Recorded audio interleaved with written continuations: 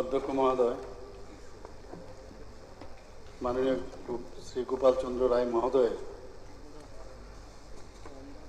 Short নোटिस question number 1। यहाँ की सत्य जे एनडीपीएस केसे आसामीदेर साजार हार अतीब कम।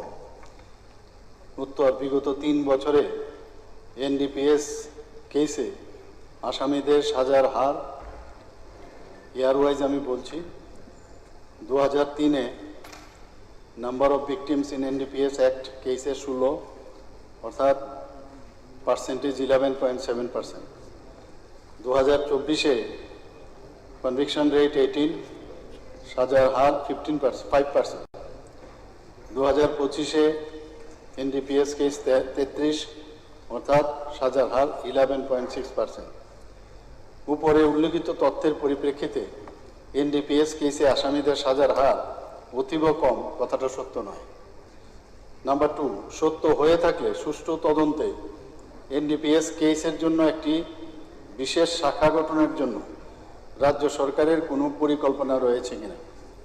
उत्तर होम डिपार्टमेंटेर 12/11/2018 तारीखे विज्ञप्ति नम्बर F123 PD 18/3648 अनुयायी एनडीपीएस सम्पर्कित अपराध एवं अपराधीদের শনাক্তকরণের লক্ষ্যে ত্রিপুরা পুলিশ ক্রাইম ব্রাঞ্চের একটি অন্তর্ভুক্তিমূলক অংশ হিসাবে একটি ড্রাগস বিরোধী ইউনিট গঠন করা হয়েছে।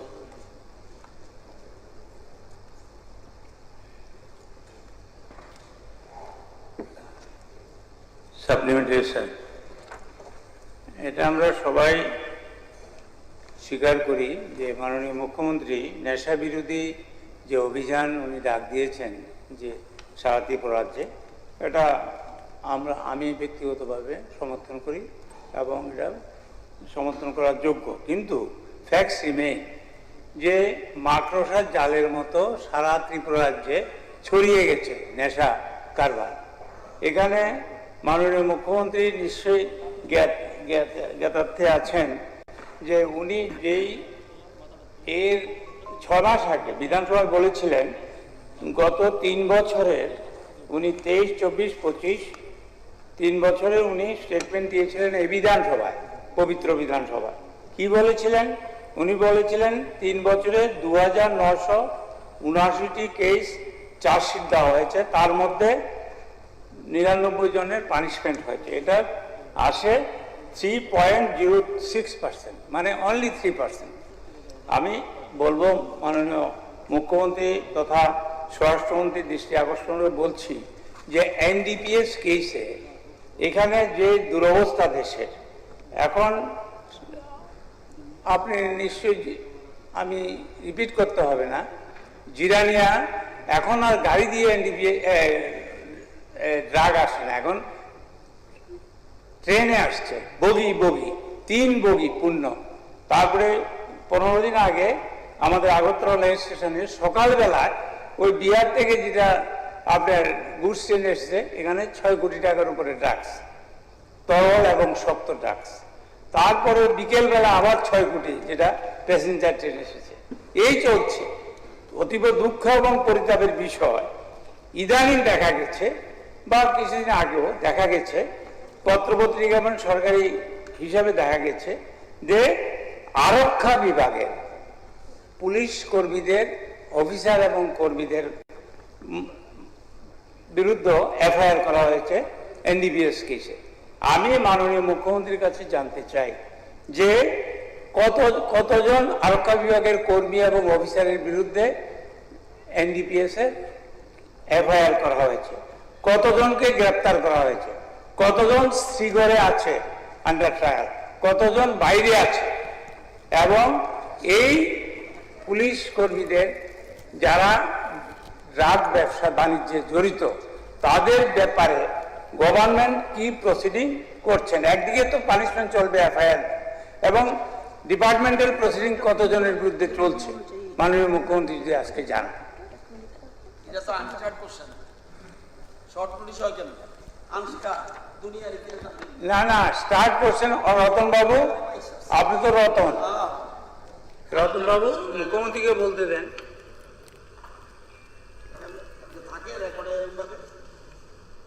আনস্টার্ট থেকে সব উত্তর পাইতে হয়।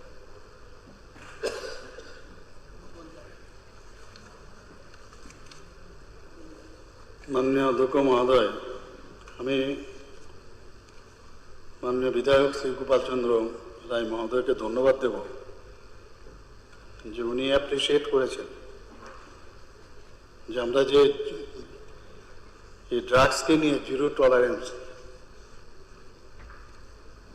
বারবার বলছি এবং কাজের মাধ্যমেও কিন্তু সেটা আমরা দেখাতে পারছি। এর আগেও এই বিধানসভার মধ্যে এনডিপিএস কেস নিয়ে অনেক আলোচনা হয়েছে, সেখানেও আমরা কতটা এনডিপিএস কেসের আগে কতটা মাল যে আমাদের এই ড্রাগস কত ধরনের আমাদের ড্রাগস আছে সেগুলো আমরা কাজের মাধ্যমেও কিন্তু সেটা আমরা এবং ডিস্ট্রাকশন আমরা করেছি, সেগুলো পুরো ডিটেলস এর আগে কয়েকবার এই ড্রাগসের বিষয়ে কিন্তু আলোচনা এখানে হয়েছে। তো পুরো ডিটেলস এখানের অ্যাসেম্বলির মধ্যে রয়েছে এখানে। কিন্তু এখানে যে বিষয়টা বলছেন যে আমরা বিভিন্ন যে এজেন্সি, সেই এজেন্সির মধ্যে বিএসএফও আছে, আমাদের ইন্টেলিজেন্সও আছে, পুলিশও আছে, ইভেন আমরা অ্যাওয়ারনেস প্রোগ্রামও করছি বিভিন্ন জায়গায়। সেই অ্যাওয়ারনেস প্রোগ্রামের মাধ্যমেও কিন্তু আমরা চেষ্টা করছি যে কিভাবে আমরা এই ড্রাগস এখানে আগে ড্রাগস এখান থেকে যে গাঁজার কথা যদি বলি এখান থেকে যেত, আর বাইরের থেকে এখন সিনথেটিক ড্রাগস কিন্তু আসছে।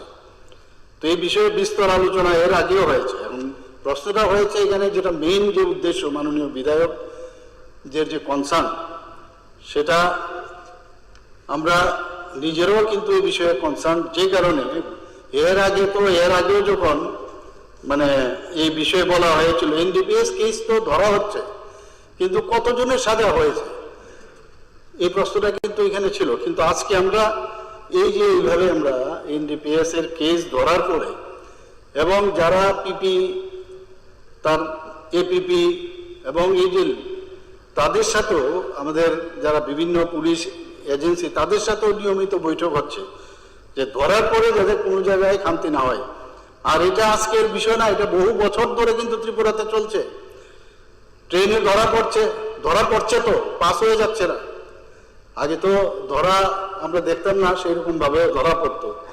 শুধু তাই নয়, যাদের এদের সাথে যুক্ত রয়েছে বহু, আমরা ইভেন উত্তরপ্রদেশ দিল্লির থেকেও ধরে নিয়ে এসছি এখানে। আমাদের তরফ থেকে তো কোনো রকম মানে দুর্বলতার কোনো বিষয় নেই, যা স্পষ্ট সেটা রেলেই আসুক, সেটা গাড়িতে করে আসুক, সেটা আমাদের বিভিন্ন জায়গায়। ইভেন কিছুদিন আগেও আপনারা দেখেছেন আমি নিয়ে পুলিশ আধিকারিকদের নিয়ে বসেছিলাম যে একটা জিনিস এরকম করা যায় কিনা, কারণ বহু জায়গায় যারা গার্জিয়ানরা আছেন তাদের ছেলে মেয়েদের নিয়ে প্রচন্ড চিন্তায়। তো একটা বিষয় অন্যান্য তো আছে যা করার, যে অন্ততপক্ষে যারা এখানে ড্রাগসে যুক্ত রয়েছে তাদেরকে তো আপনারা ধরপাকড় করুন। আমি ওনাদের ধরপাকড় তাহলে, কারণ এরা কিন্তু সোসাইটির মধ্যে একটা এমনিতে মাল নিয়ে যাচ্ছে, গাড়ি করে নিয়ে যাচ্ছে, ট্রেনে নিয়ে যাচ্ছে, এটা একটা দিক। কিন্তু বাড়ি ঘরের আনাচে কানাচে অন্ধকারে আপনার স্টেডিয়ামে, এবং আমি সমস্ত খবর নিয়ে আমি ওনাদেরকে দিয়েছি, আপনারা দেখেছেন কিছুদিন আগে ওনারা কিন্তু সমস্ত জায়গায় বাজারে পর্যন্ত আমি বললাম ব্যারিকেড করুন আপনারা। তা ওদেরকে ধরুন, ধরার পরে আইন অনুযায়ী যা হবে।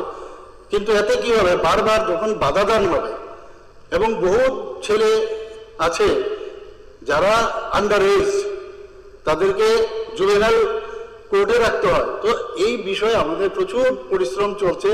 কিন্তু এটা আমি আবার বলবো যে আগের তুলনায় এরকমও এই বিধানসভার মধ্যে আলোচনা আছে, একটা কেস আপনি দেখাতে পারবেন যার সাজা হয়েছে।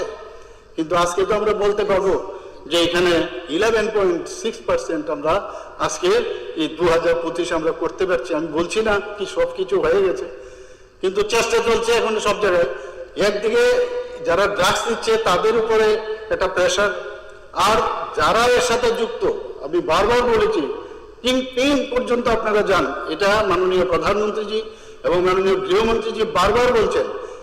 এবং যেটা উনি বলছেন যে কতজন পুলিশ এর মধ্যে আপনারা ইনভলভ হয়েছে।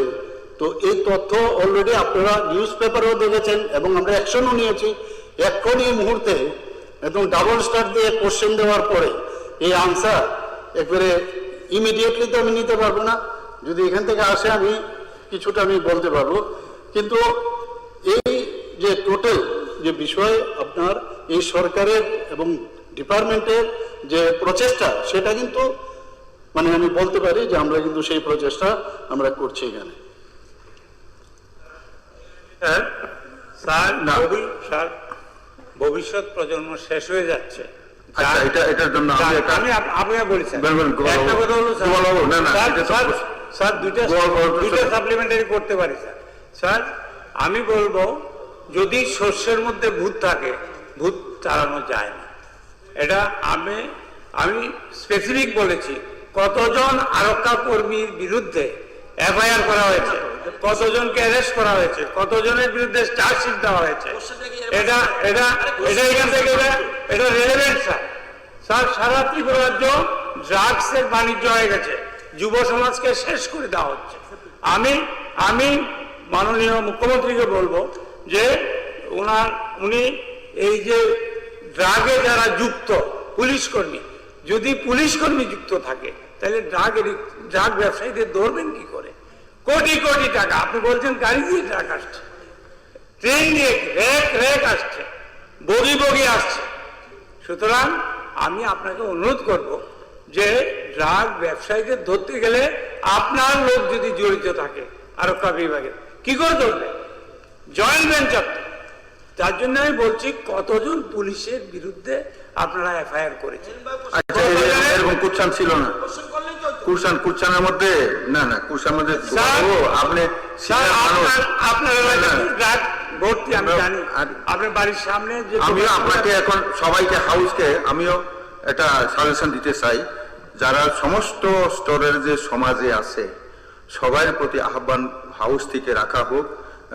এই ব্যাপারে যিনি এনে বিক্রি করছেন, যারা সেবন করছেন, প্রথমত যারা বিক্রি করছেন তাদেরকে প্রথমে সমাজ উঠে দাঁড়ালে এটা অসম্ভব কিছু নেই। আমি দেখেছি, তো কাজে সবাই এটাকে সমর্থন করছে, আমরা আগামী দিনও করব। তো আপনার এটা খুবই উপযুক্ত সময়। স্যার আরক্ষা বিভাগের যারা জড়িত তাদের বিরুদ্ধে প্রসিডিং হবে না? এফআইআর তো স্যার কোর্ট চলবে, ডিপার্টমেন্টাল প্রসিডিং হবে না স্যার? এক মিনিট, তাইলে তো তারা ড্রাগ ব্যবসায়ী। ঠিক আছে, হবে না এরকম। গোপাল বাবু, নিশ্চয়ই নিউজ পেপারে দেখেছেন আপনি, অ্যারেস্ট করা হয়েছে টাকা শুদ্ধ। কিন্তু এখন সংখ্যাটা বললে আপনাকে আমি সংখ্যা নিয়ে আপনাকে, that was not your question না। তো সংখ্যা কিন্তু আপনি দেখেছেন, এবং কারা ধরেছে? পুলিশই ধরেছে। কাজে আপনি যদি এজ এ হোল সব পুলিশকে বলেন, সেটা কিন্তু এটা ঠিক হবে না। একটা সংখ্যা থাকতেই পারে, কিন্তু এখন সংখ্যা বললে আমার এখন খবর নিতে হবে যে কতজন সংখ্যা। এই আমরা তো ধরেছি তো, এবং আইন অনুসারে তাদের বিরুদ্ধে কিন্তু যা যা করার করেছি, এবং কোনো অবস্থায় মানতে হবে না। পুলিশ আমার না, আমার বললে হবে না, আপনাদের সবার, আমার ডিপার্টমেন্টের হতে পারে। কাজে পুলিশ যদি এরকম কাজ করে, তার বিরুদ্ধে কোনো কম্প্রোমাইজ তো আমরা করছি না। এবং থানা আপনারা দেখেছেন, ওদের ধরা পড়ছে এখন সব জায়গায়। আপনি যদি আলাদাভাবে নতুনভাবে আপনি জানতে চান যে কটা হয়েছে, সেই তথ্য আমি নেক্সট টাইম আমি দিতে পারবো আপনাকে, অসুবিধা নেই। স্পিকার স্যার, আমার একটা প্রশ্ন। এই বিধানসভার জন্য আমাদের ত্রিপুরা মঠা থেকে আমাদের যে বিধায়ক মহোদয়রা অনেক প্রশ্ন জমা দিয়েছে। সাধারণ নর্মাল প্রশ্নগুলো ডিসঅ্যালাউ করা হয়েছে। আমরা নোটিফিকেশন, গভর্নমেন্ট নোটিফিকেশন দেওয়ার সঙ্গে সঙ্গে পরের দিন, বিশেষ করে আমি 9টায় এখানে পাঠাই দেয় এবং রিসিভ কপি নিয়ে যায়। তারপরে আমাদের প্রশ্নগুলি ডিসঅ্যালাউ হয়ে যায়, আর কোনোটা প্রশ্নগুলি পিছনে হয়ে যায়। এই বিষয়ে একটা কমিটি করে দেন, যাতে কিভাবে এটাকে মানে সঠিক যাচাই করা যায়, প্রশ্ন কারটা আগে আসবে পিছনে যাবে, এই বিষয়টা একটু আপনি একটু করে দেন একটা। আমাদের প্রশ্ন ডিসঅ্যালাউ হবে। আমি মৎস্য ব্যাপারে এবছর মৎস্য হয়েছে আছে কিনা এই প্রশ্নগুলি পর্যন্ত শুনেন, এটা না সময়ে যেভাবে আছে ওইভাবেই করা হয় যে আগে জমা দেবে, সেকেন্ড টু সেকেন্ড এটা মেনটেন করা হয়। এখানে সন্দেহের কোনো অবকাশ নেই। এটা ভরসা করতে পারবেন, করবেন। হ্যাঁ, ধন্যবাদ। অনারেবল স্পিকার সাহেব, গতকালকেও আমরা যে কোয়েশ্চেনটা 10 নম্বর থেকে শুরু হয়েছে, আজকেও 10 নম্বর থেকে আমাদের শুরু হয়েছে, কিন্তু যেদিন প্রোডাক্ট বেরিয়েছে ওই দিন আমরা কিন্তু সাবমিট করেছি, কিন্তু প্রচুর কোয়েশ্চেন সাবমিট করেছে। পরবর্তী আর আপনি নিজের বিষয়টা তারপরেও আজকেও লাস্ট একদম সিরিয়াল নাম্বারে মাননীয় অধ্যক্ষ মহোদয়, আমি এটাও ডিস্টার্ব করে। রিপোর্ট এসে এটা তো 25 অব্দি বলেছিলাম, আমার কাছে এসে 2026 জুলাই পর্যন্ত সেটা ইনক্রিজ হয়ে 14.7% হয়েছে কনভিকশন। পরবর্তী প্রশ্নকর্তা হচ্ছেন রঞ্জিত দাসজি। স্যার, আমার তারকা চিহ্ন প্রশ্নটির নাম্বার হলো 3।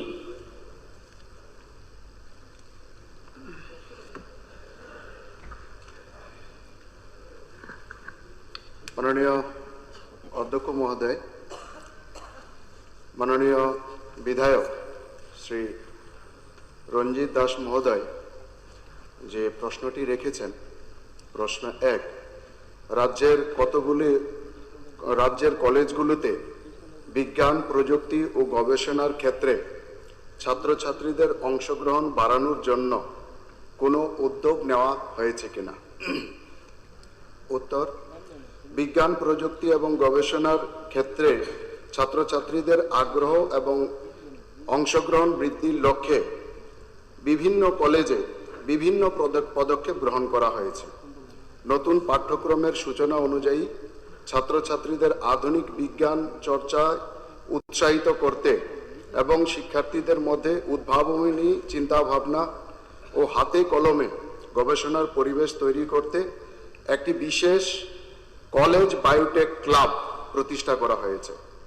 এছাড়া বিভিন্ন সেমিনার, কর্মশালা, বিভিন্ন আমন্ত্রিত স্পিকারদের দ্বারা বক্তৃতা, এমিনেন্ট পার্সনদের দ্বারা বিভিন্ন ধরনের বক্তৃতা, field visit, social audit, laboratory ভিত্তিক পরীক্ষা নিরীক্ষা, ফিল্ড স্টাডি, ইলেকট্রনিক প্রযুক্তি এবং ডেস্কটপ পাবলিশিং, প্রকল্প ভিত্তিক এবং শিল্প প্রতিষ্ঠান পরিদর্শনে অংশগ্রহণ করার ব্যবস্থা গ্রহণ করা হয়েছে।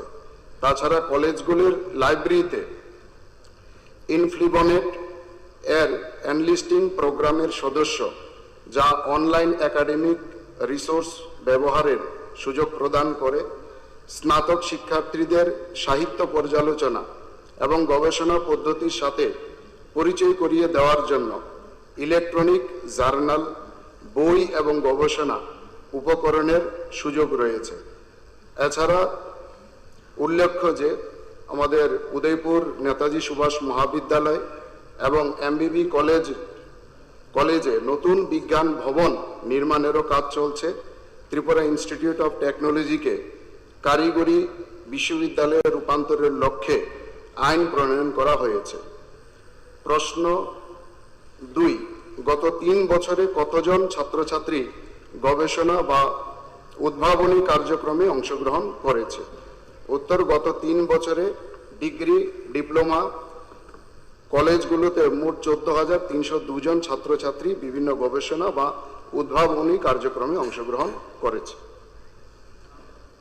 সাপ্লিমেন্টারি স্যার, মাননীয় মন্ত্রীকে ধন্যবাদ, কারণ বিজ্ঞানে বিশেষভাবে সরকার সেগুলোর উপরে জোর দিয়েছে। আমার সাপ্লিমেন্টারিতে হলো ওইটাই, কারণ আগের যে আমাদের যে পদ্ধতি কলেজগুলোতে, সেগুলোর পরিবর্তে এখন নতুন যে টেকনোলজির কথা উল্লেখ করা হয়েছে, যেমন এআই, ড্রোন, এগুলো যেমন এআই ফর এগ্রিকালচারের উপরে জোর দেওয়া, এবং বিশেষভাবে ড্রোন ফর ডিজাস্টার ম্যানেজমেন্ট, এবং বিশেষভাবে সাইবার যে সিকিউরিটি ক্লাবগুলো আছে সেগুলোর উপরে বিশেষভাবে জোর দিলে সুবিধা হবে, এবং মহকুমা স্তরে যে কলেজগুলো আছে আমাদের বিজ্ঞান কলেজ, সেগুলোকে বেশিরভাগ প্রাধান্য দেওয়া, এবং বিশেষভাবে যারা কলেজের যারা আধুনিক শিক্ষক যারা রয়েছে, তারা আধুনিক রিসার্চকে তাদেরকে ট্রেনিং দিয়ে তাদেরকে বৎসরে অন্তত পক্ষে 1 মাস তাদেরকে ট্রেনিং দেওয়া, এবং আবার যে ছাত্রদের বোঝানো এটা যে রিসার্চ করলে তাদের চাকরি বা কর্মসংস্থানের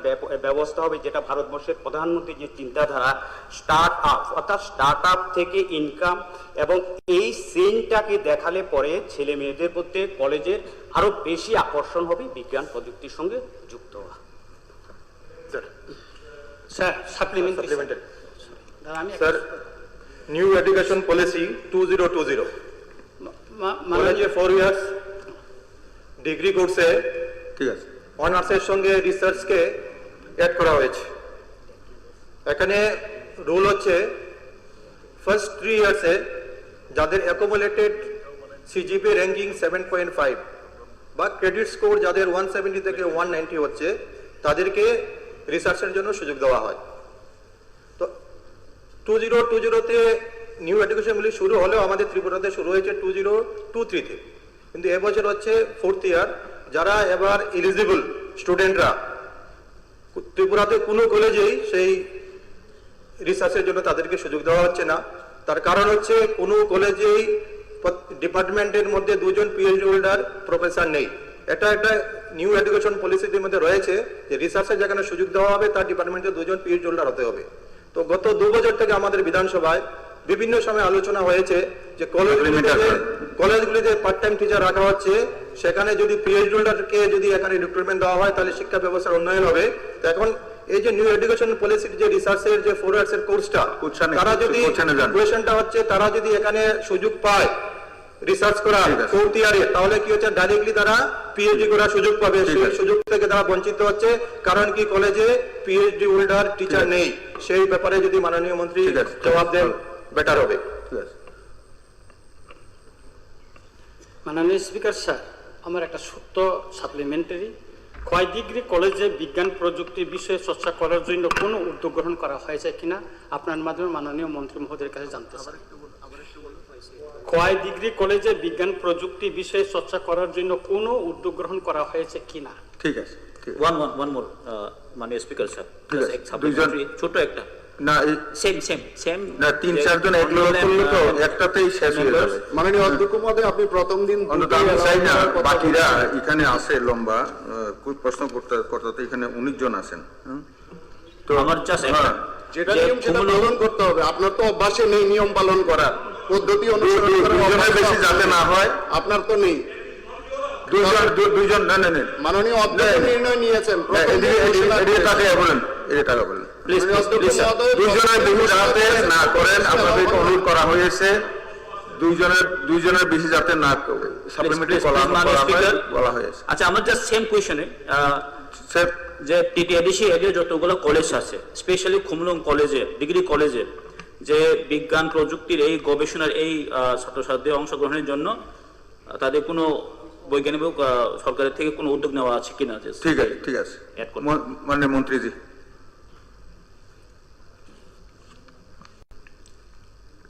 প্রথমত মাননীয় বিধায়ক শৈলেন্দ্র বাবু যেটা বলেছেন যে 4th ইয়ারের পর গবেষণা, আমাদের জাতীয় শিক্ষানীতিতে উচ্চশিক্ষাতে গবেষণাকে প্রাধান্য বেশি দেওয়া হয়েছে।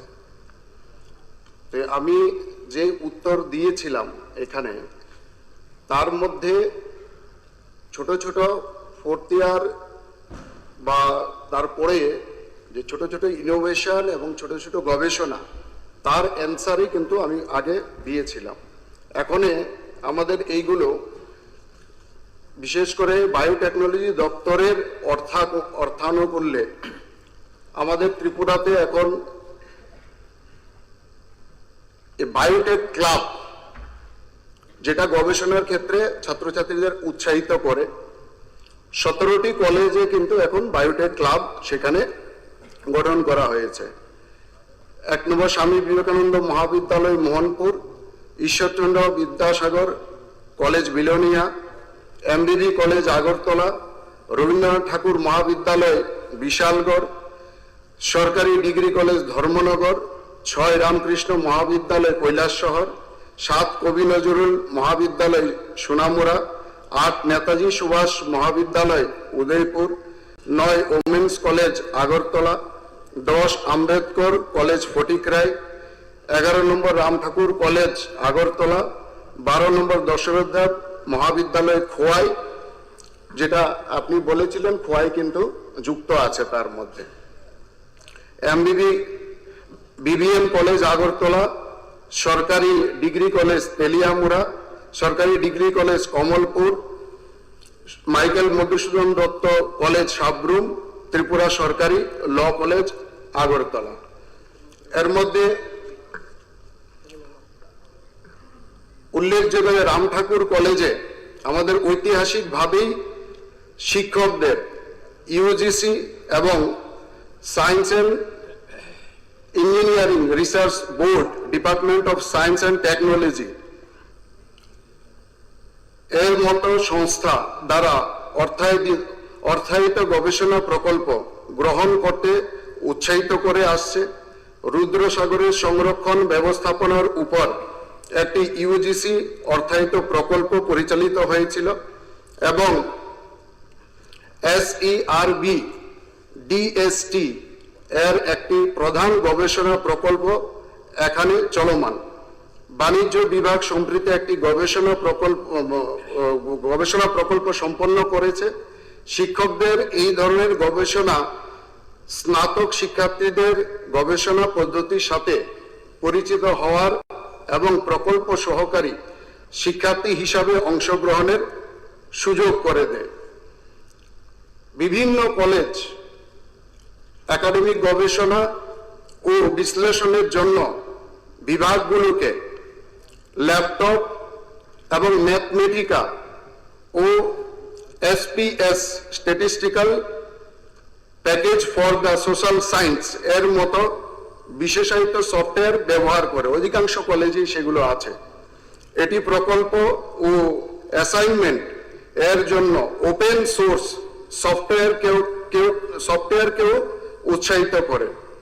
এটি শিক্ষার্থীদের পরিমাণগত বিশ্লেষণ এবং গুণগত দক্ষতা সহজতর করতে পারে, যা একটি প্রকল্প ভিত্তিক শিক্ষা।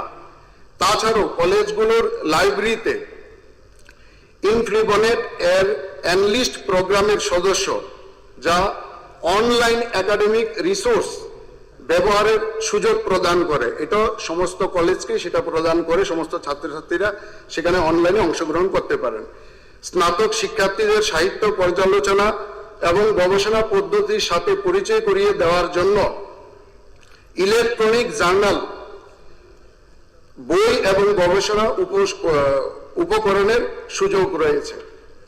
এখানে আরো উল্লেখযোগ্য যে আমাদের TIT কলেজ, সেখানে আমাদের ডিপ্লোমা, স্নাতকোত্তর ইঞ্জিনিয়ারিং কলেজ, যেখানে বিজ্ঞান, প্রকৌশল এবং প্রযুক্তি বিষয়ে শিক্ষাদান ও শেখার সুযোগ রয়েছে।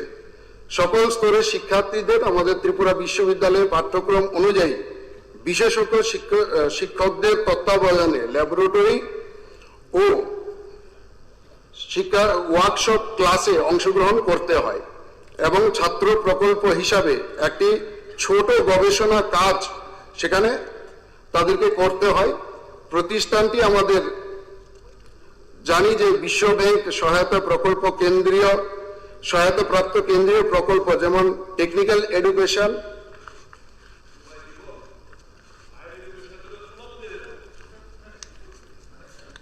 কোয়ালিটি ইমপ্রুভমেন্ট প্রোগ্রাম, মাঝখানে ডিস্টার্ব করবে না এবং MLA। Quality education programme 2, quality education programme 3 লাভ করেছে। এই তহবিল দিয়ে প্রতিটি বিদ্যমান ল্যাবরেটরিকে আধুনিকরণ করা হচ্ছে এবং নতুন গবেষণা স্তরের ল্যাব কিন্তু সেখানে স্থাপন করা হচ্ছে, যেখানে শিক্ষার্থীরা তাদের গবেষণার কাজ পরিচালনা করতে এবং আধুনিক প্রযুক্তিতে তাদের ক্ষমতা বৃদ্ধি করতে পারে। বিদ্যমান ল্যাবগুলো আধুনিকরণের জন্য AICT থেকে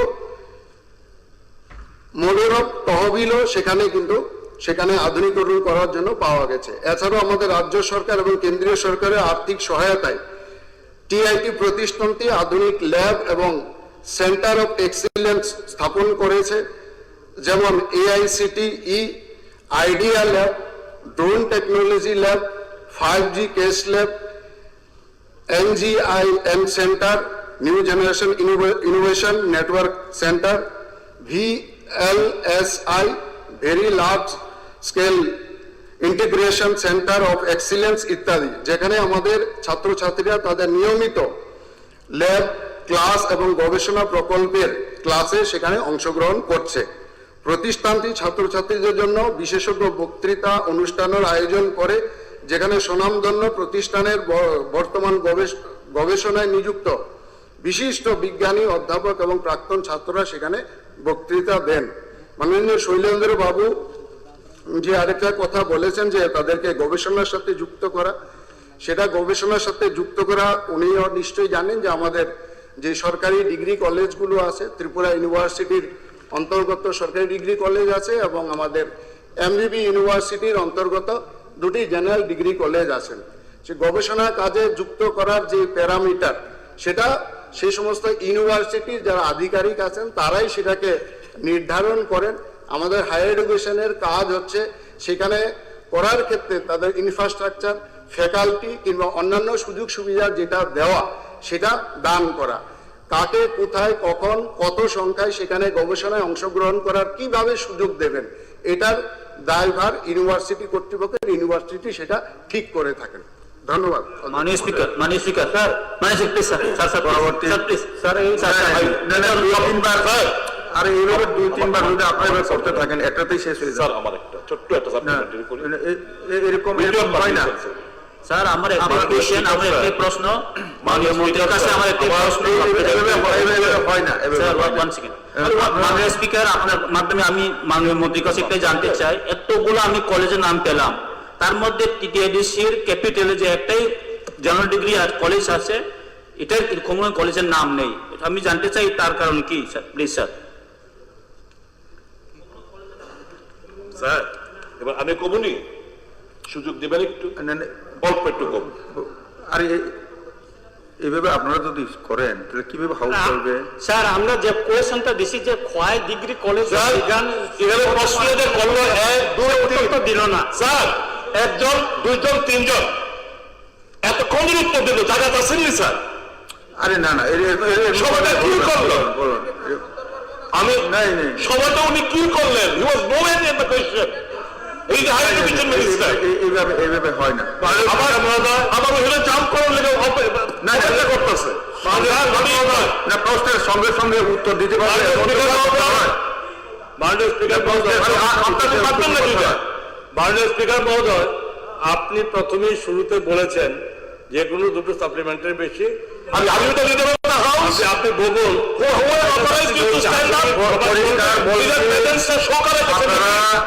আজ you the speaker of the leader of the house stand up. না না, আপনারা সহযোগিতা করুন। আমি কষ্ট করবো না, আমাকে জিজ্ঞাসা করবে স্পিকার ইজ দেয়ার, এদিকে তাকান, এদিকে তাকান, এদিকে স্পিকার স্যার আমার এদিকে তাকান। very much relevant and for the future of the students. Please allow me. সবাইকে ফিউচার জন্য বলা হচ্ছে। স্যার এখানে রিসার্চের কথা বলা হয়েছে। 18/8/2026 যে notification by the higher education directorate, এখানে বলছে the students securing eligibility at the end of 6th semester would be allowed to move on to the 7th semester to continue their 4-year degree course. That is honors. That is honors. Fine. What about the honors in research? কোথাও উল্লেখ নেই sir, because the department, higher education department doesn't have the infrastructure to carry with the research. উনি জানে, তার জন্য প্রথমেই কইছে দুইটা বিষয় অ্যালাউ করেন না।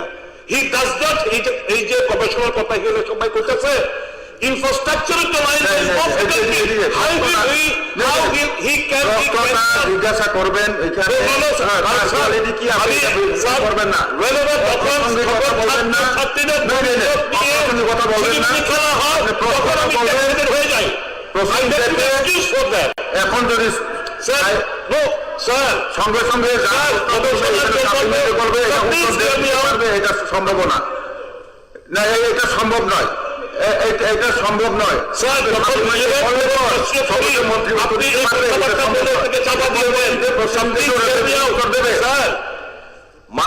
টোটাল রেগুলার ফ্যাকাল্টি 507 জন আছে, রেগুলার ফ্যাকাল্টি অ্যাসিস্ট্যান্ট প্রফেসর, আর বাকি 732 জন ভিজিটিং যে লেকচারার, তাদের মধ্যে মাত্র 178 হইতেছে নেট সেট পিএইচডি হোল্ডার।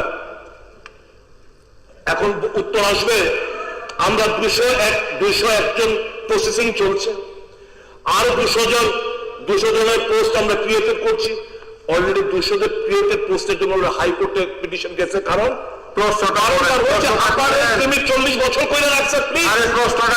প্রশ্নটা করেন কি আসলে সময় ভাই এসব মেটেরিয়ালস কোথা থেকে আপনাদের ফিগার স্যার, প্রশ্নটা করেন আমার মধ্যে কোশ্চেন প্রশ্ন করেন ভাই, দুনিয়া হয় না পড়ানোর সময় নাই।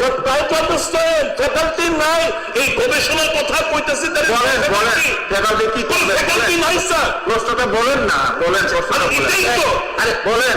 এই 188 জনকে যারা ভিজিটিং হিসেবে আছে, তাদেরকে কেন ওই হাইকোর্ট যে দাঁড়ের যে যারা পিজিটি, তাদেরকে যখন হাইকোর্টের রায় অনুসারে তাদেরকে যখন আপনারা অ্যাবজর্ব করতে পারছেন, এই 178 জন যারা ভিজিটিং হিসাবে আছে, এই ক্রাইসিস মেজাজ করবে, কেন তাদেরকে অ্যাবজর্ব করবেন না? ঠিক আছে, মন্ত্রী মহাশয় উত্তর দিয়ে দিন। সবগুলি আপনারা এখন সাপ্লিমেন্টারিতে মন্ত্রী না দেখেন না এরকম নয়। সাপ্লিমেন্টারি জন দেবে, এটা সঙ্গে সঙ্গে নাও, এটা সম্ভব নাও হতে পারে সঙ্গে সঙ্গে। এটা প্রসিডিং দেখে উত্তর পেয়ে যাবেন। খোয়াই কথা বলছেন যে খোয়াই কথা বলে দিয়ে লিস্টে আছে বলে দিন, আর কুমলমটা বলে দিন, এটা বলেছে বাস, এটা বলছে তো বলছে Student waiting for this course, they are not eligible, they are not taking the admission, not taking any step. উত্তর দিতে হবে তো, এটা কি কথা বলেছেন তো, উত্তর দিতে হবে তো, এটা কি আশ্চর্য। বলেন মন্ত্রীজি। মাননীয় অধ্যক্ষ মহোদয়, তাদের সারা দুনিয়া দেখছে কি করছে, একটু সবাই একটু ইয়ে করেন, রুলস রেগুলেশন মেনে কথাবার্তা বলবেন, প্রশ্ন করবেন, সবগুলি উত্তর পেয়ে যাবেন। সমস্ত প্রশ্ন উত্তর তো সাপ্লিমেন্টারি, এটা তো মন্ত্রীরা দিতে পারবে, এটা তো সম্ভব না। এগুলি পরবর্তী প্রসিডিং দেখে হবে। ঠিক আছে মন্ত্রীজি বলেন। হবে এটা হবে, দিলাম তো, আপনি শুনলেন না তো? হবে বলবে যতটুকু সম্ভব বলবে, বাকিগুলি উনি প্রসিডিং দেখে উত্তর দিয়ে দেবে। মাননীয় রঞ্জিত বাবু, আপনি শুনেননি, আমি উত্তর দেওয়ার সময় বলে গেছি ওইদিকে তাকাবেন না, এদিকে তাকান, এদিকে তাকান। মাননীয় অধ্যক্ষ মহোদয়, শ্রদ্ধা বড় এমএলএ, অনারেবল এমএলএ হয়ে সেটাও বরবার করলে কেমন হইব কর, হ্যাঁ? এটা মাননীয় অধ্যক্ষ মহোদয়, আমি বলবো কিছু উত্তর দেবো। মিনিস্টার সাহেব দেন।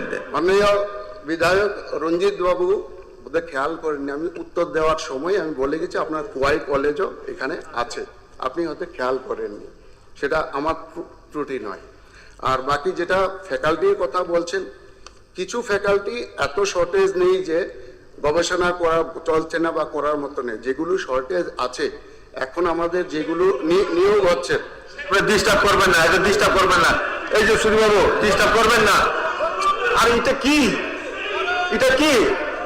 হ্যাঁ, করবেন না, হ্যাঁ এটা কি? উত্তরের দরকার নেই, উত্তরটা বাহানা, আসল উদ্দেশ্য ঝামেলা।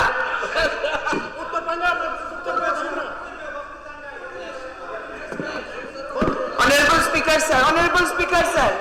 Honorable Speaker, sir. পরবর্তী Honorable Speaker, sir. নেই Honorable Speaker, sir. One matter is urgent, Your Honor. Honorable Member Sri Sudeep Rai Burman, তিনি বলেছেন এই প্রোডাক্ট আপনাকে লক্ষ্য করে কে এনে বসিয়েছে, এটা প্লিজ আজকের প্রসিডিংস থেকে এটা এক্সপেন্স করা হোক। You are the highest authority of this assembly, your honour. এই কথাটা ঠিক না, শুভনীয় নয় এই ধরনের কথা। আমাদের আবেদন থাকবে এটা যেন আজকের প্রসিডিংস থেকে বাদ দেওয়া হয়। রুলস 336 মতে সুধীর বর্মনজির যে কথা বলা হয়েছে এটা এক্সপান্সিং এর জন্য আমি ডাইরেকশন দিচ্ছি।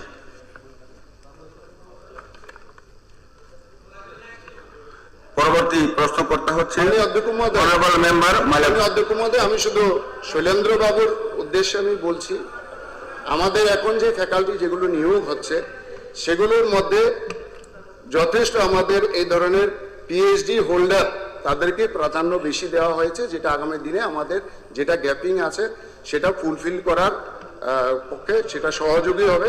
আমি শৈলেন্দ্র বাবুর জ্ঞাতার্থে আপনার এই উত্তরটা দিলাম। আমি ওনার কথার কোনো গুরুত্ব দিচ্ছি না, কারণ এখন মানুষ ঠিক আছে। দ্বিতীয় প্রশ্নকর্তা হচ্ছে মাইলাফ রুমক, অনারেবল মেম্বার। মাননীয় স্পিকার স্যার, আমার প্রশ্নটা হলো স্টার্ট 8 আর মন্ত্রী হয়েছে জ্বালানি আমরা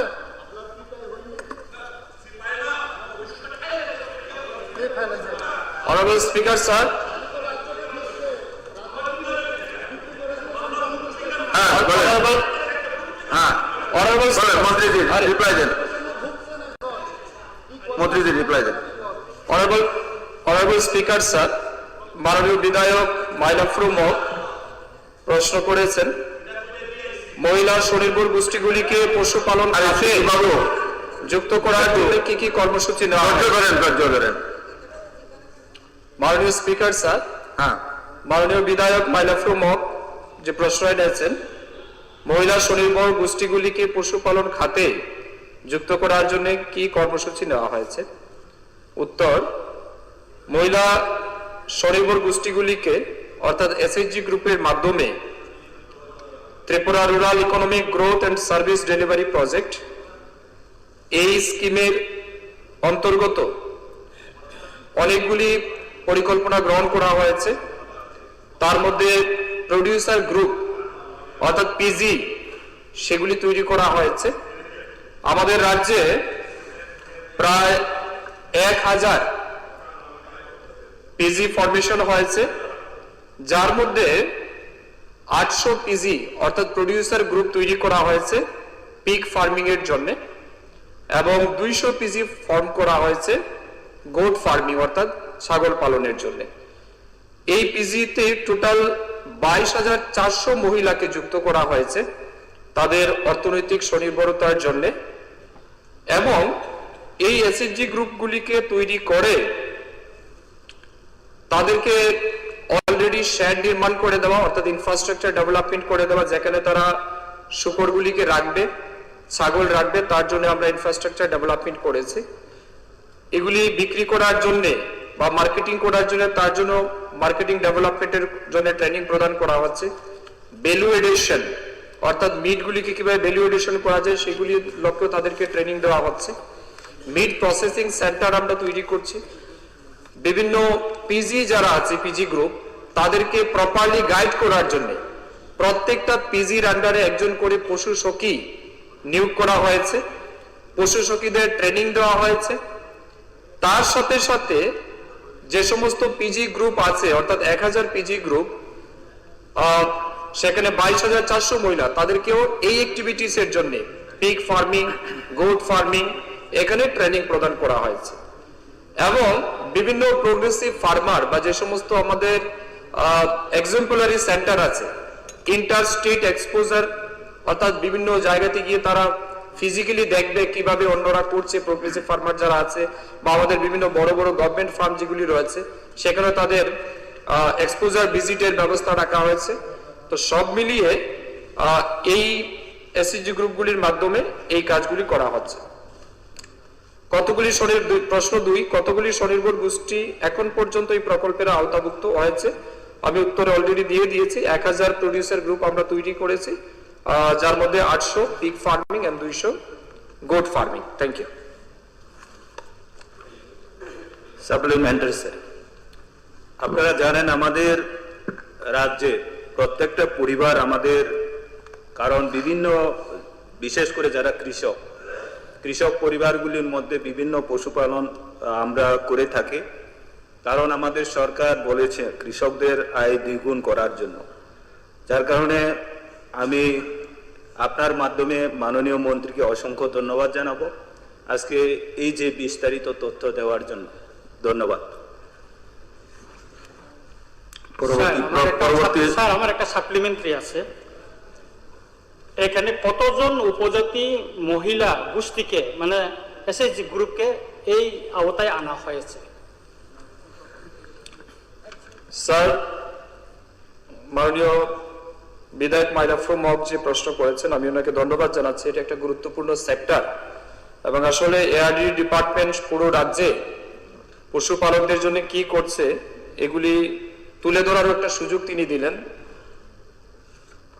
আমরা এর অতিরিক্ত, আমি আপনার প্রশ্ন উত্তর দিচ্ছি, এর অতিরিক্ত আমি আপনাকে বলি, আমাদের রাজ্যে TRLM, Tripura rural livelihood mission এবং ত্রিপুরা আরবান লাইভলিহুড মিশন, এই দুই স্কিমের আন্ডারেও কিন্তু মহিলাদের স্বনির্ভর করার জন্য আমাদের সরকার কাজ করছে। তার মধ্যে TRLM অ্যান্ড TULM 1,39,294 জন SHG কে এই অ্যাক্টিভিটির সাথে অর্থাৎ লাইভস্টক ফার্মিং এর সাথে যুক্ত করা হয়েছে এবং 25,806 SHG গ্রুপ, যেখানে specially pig farming and goat farming এর জন্য আমরা প্রমোট করছি। আমি আপনাদেরকে বলছি, এখন পর্যন্ত প্রায় 2,554.30 কোটি টাকা আমরা তাদেরকে কিন্তু লোন প্রদান করেছি। তার মধ্যে শুধুমাত্র লাইভস্টক সেক্টরে আমরা দিয়েছি 766.29 কোটি টাকা। এই টোটাল 2,554.30 কোটি টাকার 30% লাইভস্টক সেক্টরে আমরা দিয়েছি। তো এই একটা বিষয় রয়েছে। আমাদের এআরডি ডিপার্টমেন্টের মাধ্যমে আমরা আরো অনেকগুলি কাজ করছি, যেখানে point of order, sorry point of order, point of order যদি আরে কোশ্চেনের মধ্যে পয়েন্ট করা হয় না, না না প্লিজ কোশ্চেনের মধ্যে সব না না না রিপ্লাই আরে পরে সাপ্লিমেন্টারি করবেন আপনি। কোশ্চেনের মধ্যে পয়েন্ট করা ঠিক আছে, না না না না প্লিজ স্যার, এটা কি এরকম হয় না না বাবু, আপনার রিপ্লাই হলে তাহলে সাপ্লিমেন্টারি করুন। হয় না রে ব্রাদার, সাপ্লিমেন্টারি আমি পরে পরে করবেন, ওনার টাকা তো দিই। কি করে দাঁড়াইয়া আমরা শুকর পালনের মাধ্যমে 6,000 টাকা প্রতি ইউনিট আরো 1241 জনকে এআরডি ডিপার্টমেন্টের মাধ্যমে আমরা দিয়েছি। ছাগল পালনের জন্য 1252 জনকে আমরা দিয়েছি। এনইসি স্কিমের আন্ডারে গোট রিয়ারিং আরো 81 জনকে আমরা দিয়েছি। পোল্ট্রি এবং ডাকারি অর্থাৎ মোরগ এবং হাঁস পালনের জন্য আরো 19,531 জনকে দিয়েছি। আপনার যেটা প্রশ্ন যে এসটি এলাকাতে কত দেওয়া হয়েছে, আমাদের এসটি এরিয়াতে এই যে টোটাল যেটা বললাম 22,400, এটা কিন্তু ডেডিকেটেড এসটি এরিয়াতে, সম্পূর্ণ এসটি এরিয়ার জন্য। এই যে আমাদের Tripura rural economic growth and service delivery project, এটা সম্পূর্ণ আমরা কিন্তু এডিসি এরিয়ার জন্য দিচ্ছি। 22,400 জন মহিলাকে কিন্তু এডিসি এলাকাতে আমরা অন্তর্ভুক্ত করেছি। আপনার প্রশ্ন থাকতে পারে যে আমার কনস্টিটিউয়েন্সিতে কয়জনকে দিয়েছেন, এটা উত্তর দিয়ে দিচ্ছি। মুঙ্গিয়াকামী ব্লক কি আপনার? আপনার পদ্মবিল, পদ্মবিলে আমরা কিন্তু 315 জন মহিলাকে এই পিগ ফার্মিং এবং গোট ফার্মিং এর জন্য এনেছি। তুলাশিকরে আমরা 504 জনকে এনেছি। মুঙ্গিয়াকাবিতে 252 জনকে এনেছি। এই টোটাল 1,071 জন মহিলাকে কিন্তু আপনার জেলাতে আমরা এই revolving fund, loan, pig farming, goat farming এর জন্য আমরা দিয়েছি। Thank you. Okay, supplementary sir, আমি একটু মাননীয় কথা অনুসারে এটা বোঝা যাচ্ছে যে আমাদের রাজ্যের এই সেলফ হেল্প গ্রুপগুলোর মাধ্যমে মাংস, দুধ, বিভিন্ন কিছুর উৎপাদন আরো ব্যাপকভাবে বৃদ্ধি পাওয়ার কথা ওনার স্টেটমেন্ট অনুসারে। কিন্তু এটা দেখা গেছে যে এখন দুধ চাইলে দুধ পাওয়া যায় না। 40 টাকার দুধ এখন 60 টাকা 70 টাকায় বিক্রি হচ্ছে। আগে পাঠার মাংস 800 টাকায় পাওয়া যেত, এখন 1200 টাকার নিচে মাংস পাওয়া যায় না। একটা ডিমের দাম এখন যেটা ছিল 4 টাকা থেকে 5 টাকা, এখন এটা 8 টাকা। আচ্ছা কি উনি এত সেলফ হেল্প গ্রুপের মধ্য দিয়ে প্রশ্নটা কি করতে চাইছেন? সরকারের এত টাকা খরচা করেছেন, তাহলে পরে আজকে এই ক্রাইসিস কেন? আমাদের রাজ্যের ভেতরে এই আচ্ছা ক্রাইসিস আপনি কেন? কি বলতে চাইছেন প্রশ্নটা করেন। আমি এটাই বলছি, সেখানে উনি যে সেলফ হেল্প গ্রুপগুলোর মধ্য দিয়ে এত টাকা এত বিলি করছেন, এত গ্রুপগুলোর বিস্তৃতির কথা বলছেন, বলবেন। কিন্তু আমাদের রাজ্যের উৎপাদন তো পাচ্ছে না, আমাদের রাজ্যের মানুষ চাহিদা অনুসারে জিনিস পাচ্ছে না, না মানুষ চাহিদা অনুসারে জিনিসগুলো পাচ্ছে না, তাহলে পরে আর এই গ্রুপগুলোর এই ডেভেলপমেন্ট কি হচ্ছে? না কি করার জন্য বলছেন? আচ্ছা ঠিক আছে। হ্যাঁ অ্যাকচুয়ালি উনি যে প্রশ্নটা করেছেন এটা কিন্তু এটা রিলিভেন্ট না, এটা সম্পূর্ণ ইরিলেভেন্ট। আপনি গ্রুপ করেছেন, টাকা দিচ্ছেন, গ্রুপগুলো ডেভেলপমেন্টের কথা বলছেন, কিন্তু আমার রাজ্যের ভেতর ক্রাইসিস তৈরি হচ্ছে, আমি বলেছি উৎপাদন হচ্ছে না, ঠিক আছে, এটা সম্পর্কিত না। ঠিক আছে, এই আপনি দাঁড়ান। দীপঙ্কর বাবু, আপনি প্রশ্ন করেছেন দুধের, যে দুধ কেন পাওয়া যাচ্ছে না, তাই তো? আমি উত্তর দিয়েছি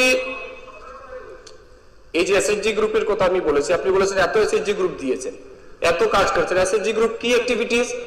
গোট পালন এন্ড পিগ পালন, শূকর পালন, ছাগল পালন, এখান থেকে দুধ আসে না। আমি তো ক্যাটেলের কথা বলিনি, আননেসারি কেন বলে। Thank you. সেলফ হেল্প গ্রুপের বিরুদ্ধে বললে প্রথমত আটকাতে পারে, আমি বলে দিলাম। ভীষণ আসে না, গরু পালন আসে না এদের মধ্যে। পরবর্তী প্রশ্ন, সেলফ হেল্প গ্রুপের বিরুদ্ধে বললে আটকাইতে পারে।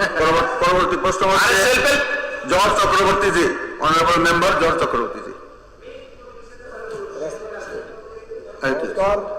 Respected Speaker, sir, my question number star 11. Star 11 question number.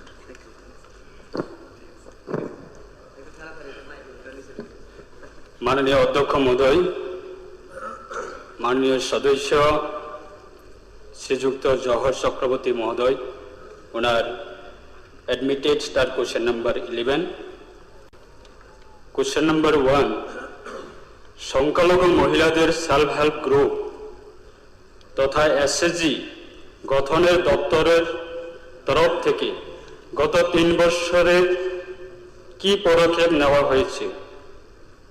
উত্তর, ত্রিপুরা সরকারের সংখ্যালঘু কল্যাণ দপ্তরের তরফ থেকে সংখ্যালঘু মহিলাদের জন্য সেলফ হেল্প গ্রুপ তথা এসএসজি গঠন করা হয়নি।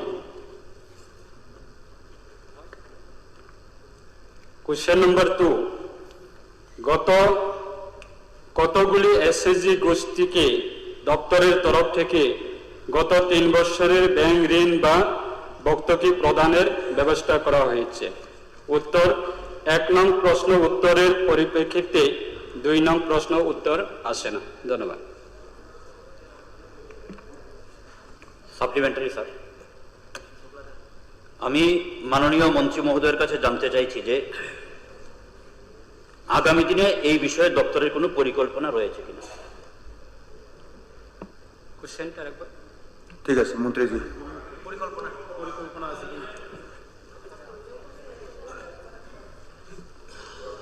মাননীয় অধ্যক্ষ মহোদয়, অবশ্যই এই প্রশ্ন এবং আজকে পবিত্র বিধানসভাতে যেহেতু এসেছেন এবং মাননীয় সদস্য ওনার সাপ্লিমেন্টারি কোশ্চেনে অবশ্যই দপ্তরের পক্ষ থেকে আমরা আগামী দিনে আমরা অবশ্যই বিবেচনা করা হবে। আরেকটা বিষয় মাননীয় অধ্যক্ষ মহোদয়, আপনাদের মাধ্যমে হাউজের সমস্ত সদস্যদের অবগতির জন্য আমি একটু সংক্ষিপ্ত দপ্তরের যে আমাদের তথ্য সেটা আমি তুলে ধরছি। সংখ্যালঘু কল্যাণ দপ্তরের আলাদাভাবে সংখ্যালঘু মহিলাদের সেলফ হেল্প গ্রুপ তথা এসএসজি গ্রুপ গঠন করার কোনো স্কিম না থাকলেও কর্পোরেশনের মাধ্যমে ঋণ দেওয়ার সুবিধা রয়েছে এবং ব্যক্তিগত স্তরের আবেদন ভিত্তিতে ঋণ দেওয়ার প্রক্রিয়া সেটা চালু রয়েছে। এবং আরেকটা বিষয়, আমাদের রাজ্যের মাননীয় মুখ্যমন্ত্রী ওনার নেতৃত্বে আমরা 2025-এ মুখ্যমন্ত্রী সংখ্যালঘু উন্নয়ন প্রকল্প সেটা আমরা নতুনভাবে সেটা চালু করেছিলেন এবং গত 2025 অর্থবৎসরে সেটা চালু হয়েছে। প্রায় আমরা 1082 জন যারা অসহায় পরিবার তাদেরকে আমরা সুবিধাভোগীকে আমরা 10,000 টাকা করে পশুপালন, ডেয়ারি ফার্ম এবং ক্ষুদ্র ব্যবসার জন্য দেওয়া হয়েছে। এবং বর্তমান অর্থবর্ষের জন্য আমরা প্রায় 1500 বেনিফিশিয়ারিকে আমরা 10,000 টাকা করে তাদেরকে অর্থ প্রদান করার জন্য রাজ্যের মাননীয় মুখ্যমন্ত্রী ওনার নেতৃত্বে মুখ্যমন্ত্রী সংখ্যালঘু প্রকল্প সেটা চালু রয়েছে। ধন্যবাদ। নমস্কার স্যার। পরবর্তী প্রশ্ন মাননীয় মন্ত্রী মহোদয়কে ধন্যবাদ জানাই। আচ্ছা, ঠিক আছে। পরবর্তী প্রশ্নকর্তা হচ্ছেন তফজল হোসেন। মাননীয় স্পিকার স্যার, আমার স্টার কোশ্চেন নাম্বার 1 to 12।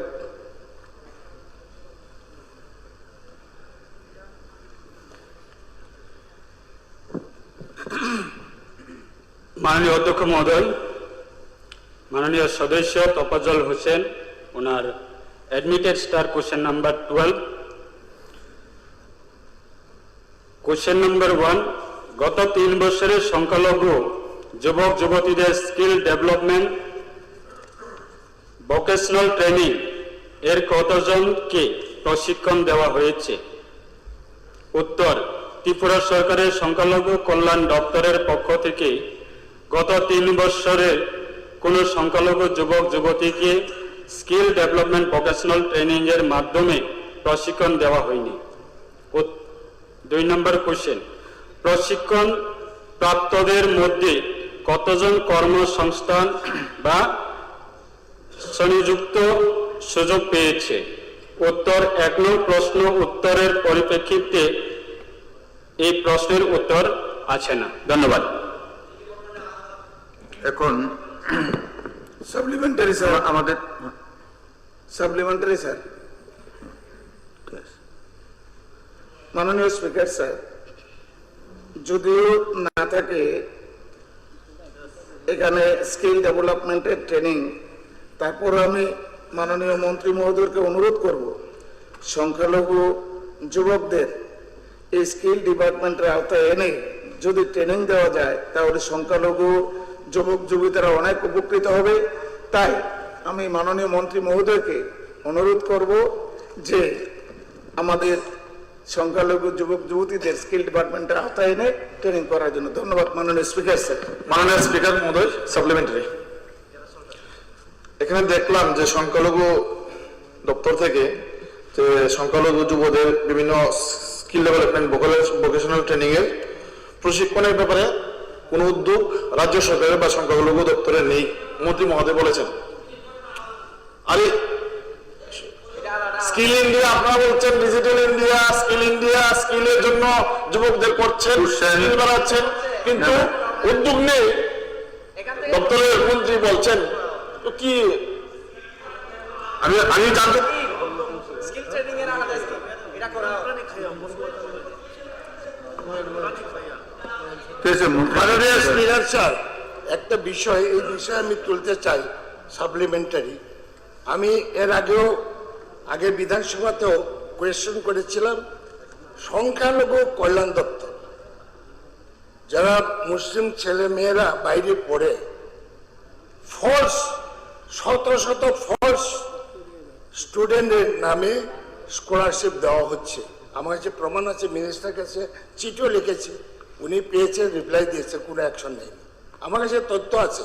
মাননীয় স্পিকার সাহেব আপনি বললে আমি তথ্য দেব। শত শত স্টুডেন্ট ফলস। ঠিক আছে, ঠিক আছে, দিয়ে দেবেন, মিনিস্টার সাহেবের অ্যাকশন নেবেন। মিনিস্টার সাহেব কিছু বলবেন? মাননীয় অধ্যক্ষ মহোদয়, আমরা সবাই জানি যে আমাদের রাজ্যের সংখ্যালঘু কল্যাণ দপ্তর সেটা ভারত সরকারের এক সময়ে সেটা MSDP স্কিমের মাধ্যমে সেটা পরিচালনা করা হতো। MSDP সেটা ফুল ফর্মটা হচ্ছে মাল্টি সেক্টরাল ডেভেলপমেন্ট প্রোগ্রাম। আজকে 2018 সালে সেই MSDPটাকে কনভার্ট করে PM জনমন সেই স্কিম করা হয়েছে। PMJBK প্রধানমন্ত্রী জন বিকাশ কার্যক্রম। আজকে এই স্কিলের যেহেতু আমাদের মাননীয় সদস্য তফাজ্জল হোসেন উনি এনেছেন, আজকে আরেকটু আমি সকলের অবগত জন্য আমি হাউজের সকলের কাছে সেটা উল্লেখ করছি। গত পিএম বিকাশ সেটা আমাদের স্কিলের বিভিন্ন অ্যাক্টিভিটিসে সেটা যুক্ত হয়ে কাজ করছে এবং তার ক্ষেত্রে ভারত সরকারের একটা প্রত্যেক রাজ্যের ক্ষেত্রে সেটা একটা নতুন নতুন একটা ইনিশিয়েটিভ নিয়েছেন। বর্তমানে পিএমজেডিকে কাঠামো সেটা পিএম বিকাশ সেই কাজ করার জন্য 2025 সালে সেটা শুরু হয়েছিলেন এবং ত্রিপুরা রাজ্য প্রায় 5টি প্রজেক্ট ইমপ্লিমেন্ট এজেন্সি এর মাধ্যমে ভোক্তাদের লক্ষ্যমাত্রা বরাদ্দ করার জন্য ভারত সরকারের সেটা একটা নতুন ইনিশিয়েটিভ নিয়েছে। তার মধ্যে রয়েছেন আমাদের 5টি এজেন্সির মধ্যে state institute of hotel management Manipur / Tripura, second হচ্ছে নর্থ ইস্ট ক্যান এবং bamboo development council NECBDC, Indian institute of entrepreneurship Tripura small industry corporation এবং আরেকটা হচ্ছে north eastern handicraft and handloom development corporation. এর মধ্যে বর্তমানে আমরা আমাদের এই 5টি সংস্থার জন্য প্রায় ভারত সরকার প্রত্যেকটা সংস্থাকে অর্থ স্যাংশন দিয়েছে। তার মধ্যে আমাদের দপ্তরের এখনো অবধি আমাদের রাজ্য সংখ্যালঘু কল্যাণ দপ্তরের সেটা সঠিকভাবে আমাদের কাছে তথ্য আসেনি। তার মধ্যে আমাদের ভারত এই কোশ্চেন যেহেতু বিধানসভাতে এসেছেন তার জন্য গতকালকে আমরা দপ্তরের আমাদের ভারত সরকারের দপ্তরের আধিকারিকদের সঙ্গে আমরা কথা বলে আমরা জানতে পেরেছি non traditional skilling training, traditional skilling এবং উমেন লিডারশিপ, আমি সংক্ষিপ্ত বলছি, উমেন লিডারশিপ এবং এন্টারপ্রেনারশিপ এর উপাদানে অধীনে মোট প্রায় 3100 উপভোক্তাকে লক্ষ্যমাত্রা নির্ধারণ করা হয়েছে বর্তমানে এই 5টি সংস্থার জন্য আমাদের রাজ্যে। তার মধ্যে TSIC কে ত্রিপুরা স্মল ইন্ডাস্ট্রি কর্পোরেশনকে প্রায়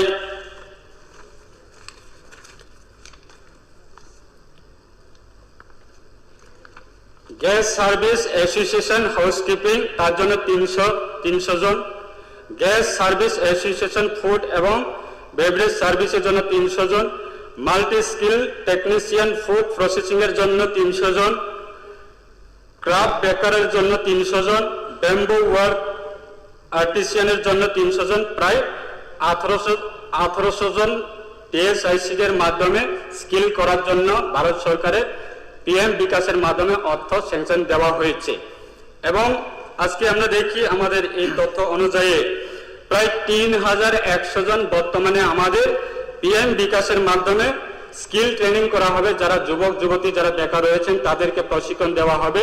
সেটা আমরা সবাই জানি যে আজকে আমাদের মাননীয় সদস্য নয়ন সরকার উনি বলার চেষ্টা করেছে নাকি দপ্তরের মাধ্যমে যে স্কিলের জন্য রাজ্যে যারা সংখ্যালঘু সম্প্রদায়ের যুবক যুবতী রয়েছেন তাদের স্কিল প্রদান করার জন্য দপ্তর কোনো উদ্যোগ গ্রহণ করা হয়নি বলে উনি মন্তব্য করার চেষ্টা করেছেন। আজকে এই দপ্তর আমরা আমাদের রাজ্যের মাননীয় মুখ্যমন্ত্রীর নেতৃত্বে এবং দেশের প্রধানমন্ত্রীর নেতৃত্বে আপনারা সবাই জানেন সবচাইতে বেশি যে স্কিল সেটাকে গুরুত্ব দিয়ে কাজ করছে। তার জন্য আজকে আমাদের আত্মনির্ভর করার ক্ষেত্রে স্কিলের একটা বড় একটা ভূমিকা রয়েছে। তার জন্য আজকে আমাদের এই সংখ্যালঘু দপ্তর আমরা আজকে ভারত সরকারের সহযোগিতায় আমরা ভারত সরকারের যে সিদ্ধান্ত সেটাকে সম্মান দিয়ে, যেহেতু আমাদের সেন্ট্রালের স্কিম ইমপ্লিমেন্টিং করার জন্য বিভিন্ন রুলস রয়েছে, সেই রুলসটাকে তো আমরা রাজ্য সরকারের পক্ষ থেকে সেটা ভঙ্গ করা সম্ভব না। তার জন্য সেন্ট্রালের যে গাইডলাইন সেটাকে আমরা সাপোর্ট দেওয়ার জন্য আজকে আমাদের TSIC তরফ থেকে ত্রিপুরা স্মল ইন্ডাস্ট্রি কর্পোরেশনের একটা বিষয় ত্রিপুরা স্মল ইন্ডাস্ট্রি কর্পোরেশনের মাধ্যমে যতগুলি ট্রেনিং করা হবে তার জন্য দপ্তরের কাছে থেকে বেনিফিশিয়ারি লিস্ট চাইছে এবং যারা এই 5টি সংস্থা অন্যান্য সংস্থাও আজকে দপ্তরের পক্ষ থেকে বেনিফিশিয়ারি লিস্ট তারা চাইছে। আজকে বেনিফিশিয়ারি লিস্ট আমরা দপ্তরের মাধ্যমে তাদেরকে আমরা প্রদান করব। তাই আমরা আশা রাখছি যে আমাদের 3100 জন যে আমাদের রাজ্যের যারা সংখ্যালঘু সম্প্রদায়ের মধ্যে যুবক যুবতী রয়েছেন তারা অবশ্যই এই স্কিলের মাধ্যমে আগামী দিনে আত্মনির্ভর হবে, স্বনির্ভর হবে, সেটা বিশ্বাস। ধন্যবাদ।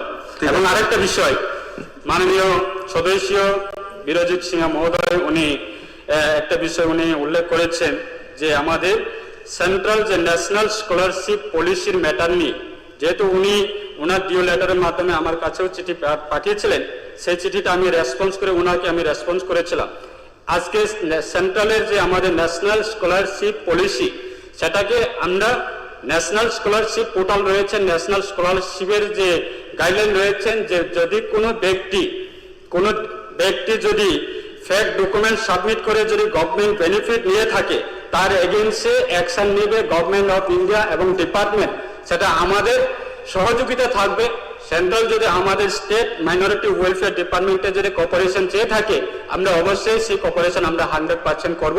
এবং আরেকটা বিষয় আপনার অবগতের জন্য আমি বলছি, সেটা আমরা সেন্ট্রাল লেভেলে আমাদের কনফারেন্স হয়েছিল, সেই কনফারেন্সেও আমরা ডিসকাশন হয়েছি যে সেই ম্যাটারটা সেন্ট্রালের যে আমাদের মাইনরিটি ওয়েলফেয়ার ডিপার্টমেন্ট সেটা ইনিশিয়েটিভ নিচ্ছে, যারা ফেক ডকুমেন্ট সাবমিট করে বেনিফিট নিচ্ছে তাদের এগেইনস্টে অ্যাকশন নিচ্ছে এবং সেটা এফআইআরও হচ্ছে কয়েকটি, এবং যারা ফেক ডকুমেন্ট সাবমিট করে যারা বেনিফিট নিয়েছেন কিছু অংশ তারা আবার রিটার্নও করে দিয়েছে দপ্তরের কাছে। ধন্যবাদ। আচ্ছা, এখন আমি এক মিনিট রিকোয়েস্ট করি। ব্যাপারটা হচ্ছে কি, ত্রিপুরাতে কম্পিউটারের মাধ্যমে ক্লাস 6 ফেল 7 ফেল এরাকে 12 পাস করিয়ে এখানে পাঠানো হয় বিভিন্ন কলেজে।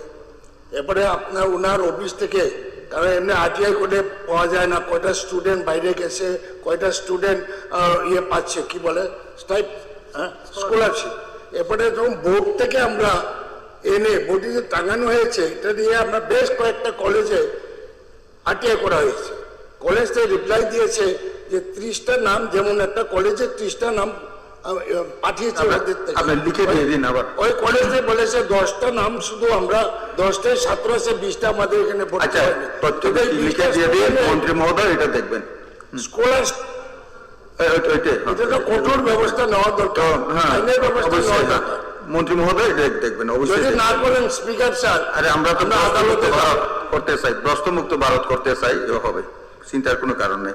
আচ্ছা, এখন সময়টা একটু বাড়িয়ে নিচ্ছে কারণ আজকে 3 জন মহিলা এখানে অনারেবল এমএলএ ওরা দিয়েছে, অথচ তাদেরকে একটা আপনারা সবাই সম্মতি করলে পর বা আমি একজনকে সুযোগ দিতে চাই, যদি সময়টা তো পার হয়ে গেছে তবু সময়টা চেয়ে নিচ্ছি।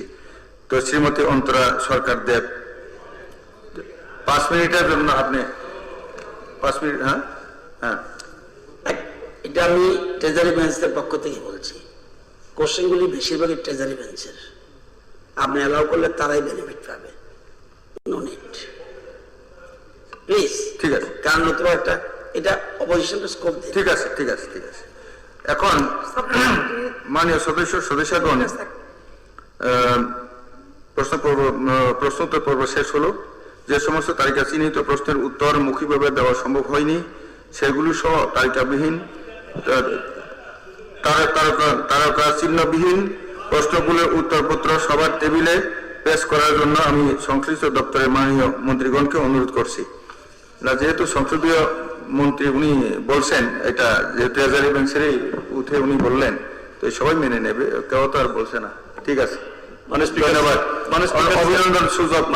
স্যার, আমি এটা যাওয়ার আগে জাস্ট একটা ছোট্ট জিনিস বলতে চাইছি। গতকাল শেষ লগ্নে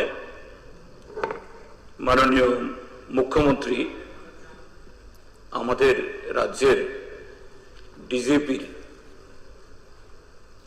যে অত্যন্ত মর্মন্তুদ যে তার মৃত্যু এ সম্পর্কে সোমোটো তিনি স্টেটমেন্ট দিয়েছেন। তো রুলস তো স্যার আমরা আশা করছিলাম 361 রুলস 361 দিলে পর এটার উপর তো আর কোনো বলা ঠিক যায় না। আছে, ঠিক আছে। এটা ঠিক আছে, সেটাই তো বলছি। এটা ছাড়া অন্য কিছু থাকলে উঠান। না ঠিক এটাকে বাদ দিয়ে, সেটাই বলছি। না এটাকে বাদ দিয়ে, না না এই ইস্যুটাকে বাদ দিয়ে। শুনুন না, আপনি বিষয়টা শুনুন। না না, বিষয়টা তো এত একজন ভারতবর্ষের ইতিহাসে ইউনিফর্মে পুলিশের সর্বোচ্চ একজন আধিকারিক। দিয়েছে তো। না না, ঠিক আছে, আপনি কথাটা শুনুন না, কথাটা দিন আমাকে। না রুলস থাকে, রুলস থাকে। আমি রুলসের বাইরে আপনি যাবেন না। আমি তো বলছি না, আমি বলছি না, এটা আলোচনায় আর হয় না। এটা ঠিক আছে, এটা বাদ দিন, এটা আলোচনা, ঠিক আছে। আমি বলছি তিনি যে স্টেটমেন্ট দিলেন, এই স্টেটমেন্টটা সেখানে যেটা বললেন, তার স্টেটমেন্ট মাননীয় মুখ্যমন্ত্রীর স্টেটমেন্টের সাথে statement made by the made by a minister on a matter of public importance with the consent of the speaker, but no question shall be asked at the time the statement is made.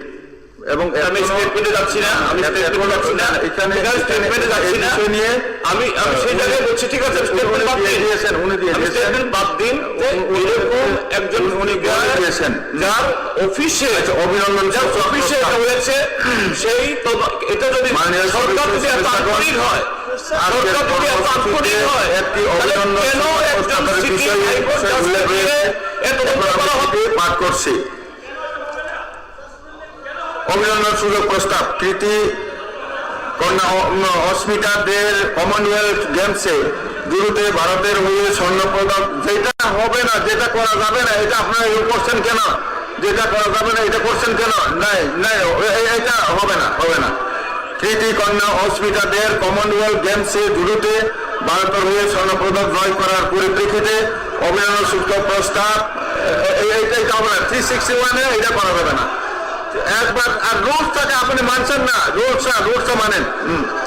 সম্মানের সদস্যবৃন্দ, অত্যন্ত আনন্দ ও গর্বের সঙ্গে ত্রিপুরা বিধানসভার তরফ থেকে জানাচ্ছি, গত 31শে জুলাই 2026 ইংরেজি তারিখে ত্রিপুরা রাজ্যের কৃতি কন্যা কুমারী অস্মিতা দে স্কটল্যান্ডের গ্লাসগোয় অনুষ্ঠিত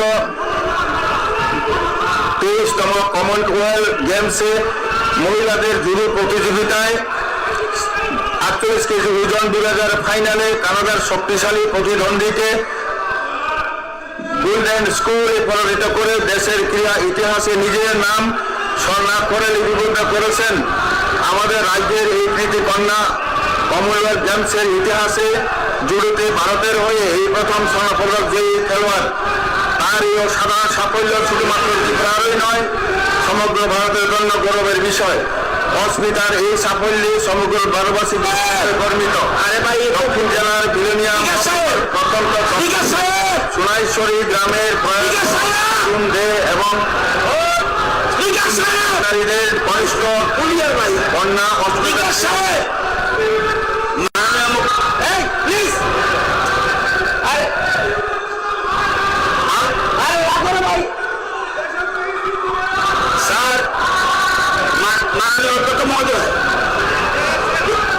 মুখ্যমন্ত্রী একটা স্টেটমেন্ট দিবে বলছেন। আরে ভাই, আরে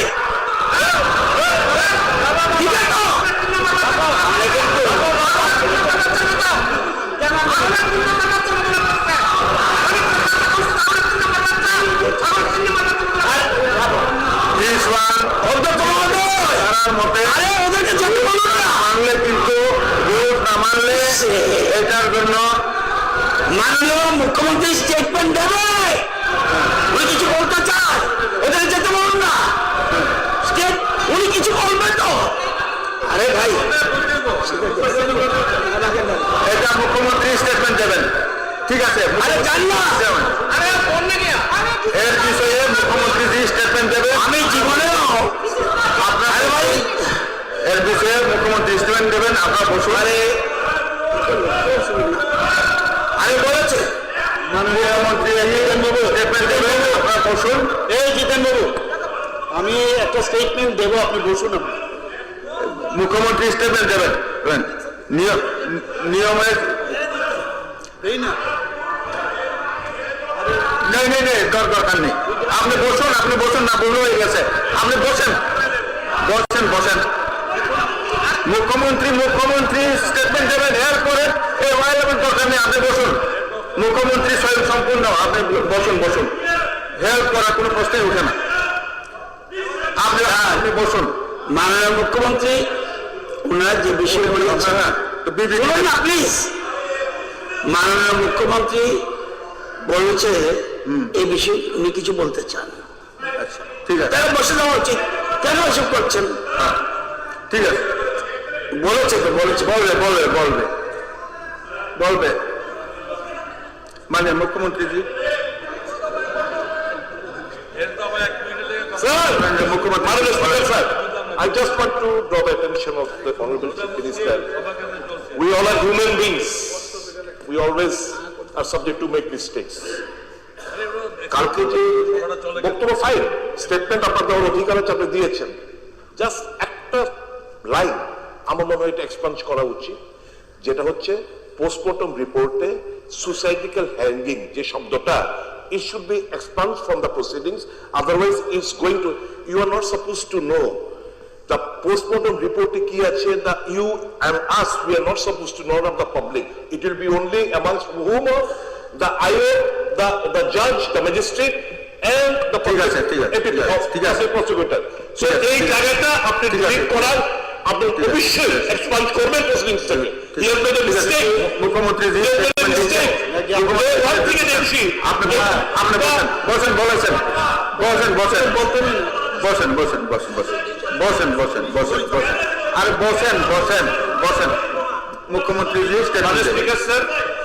মুখ্যমন্ত্রী স্টেটমেন্ট দেবেন, বসেন। ঠিক আছে, শেষ করি, দেবেন বললাম স্টেটমেন্ট। মুখ্যমন্ত্রী স্টেটমেন্ট দেবেন, তো আমি বলার পর তো শোনার পর তো দেবেন। না, ঠিক আছে, এটার উপর বিষয় রাখা না। উনি মুখ্যমন্ত্রীর জেনারেসিটির জন্য ধন্যবাদ জানাচ্ছি, তিনি বলেছেন ইয়েতে। আমার বক্তব্য হলো, গতকাল মাননীয় মুখ্যমন্ত্রী বলেছেন অত্যন্ত মর্মন্তুদ, দুঃখজনক এবং সারা রাজ্যের সাথে আমিও এই মৃত্যুতে গভীরভাবে শোকাহত, অবশ্যই। এবং তিনি বলেছেন এই মৃত্যুর পেছনে কারণটা কি, সঠিক তদন্তের মধ্যে যাতে বের হয়ে আসে, এটা তিনি চান।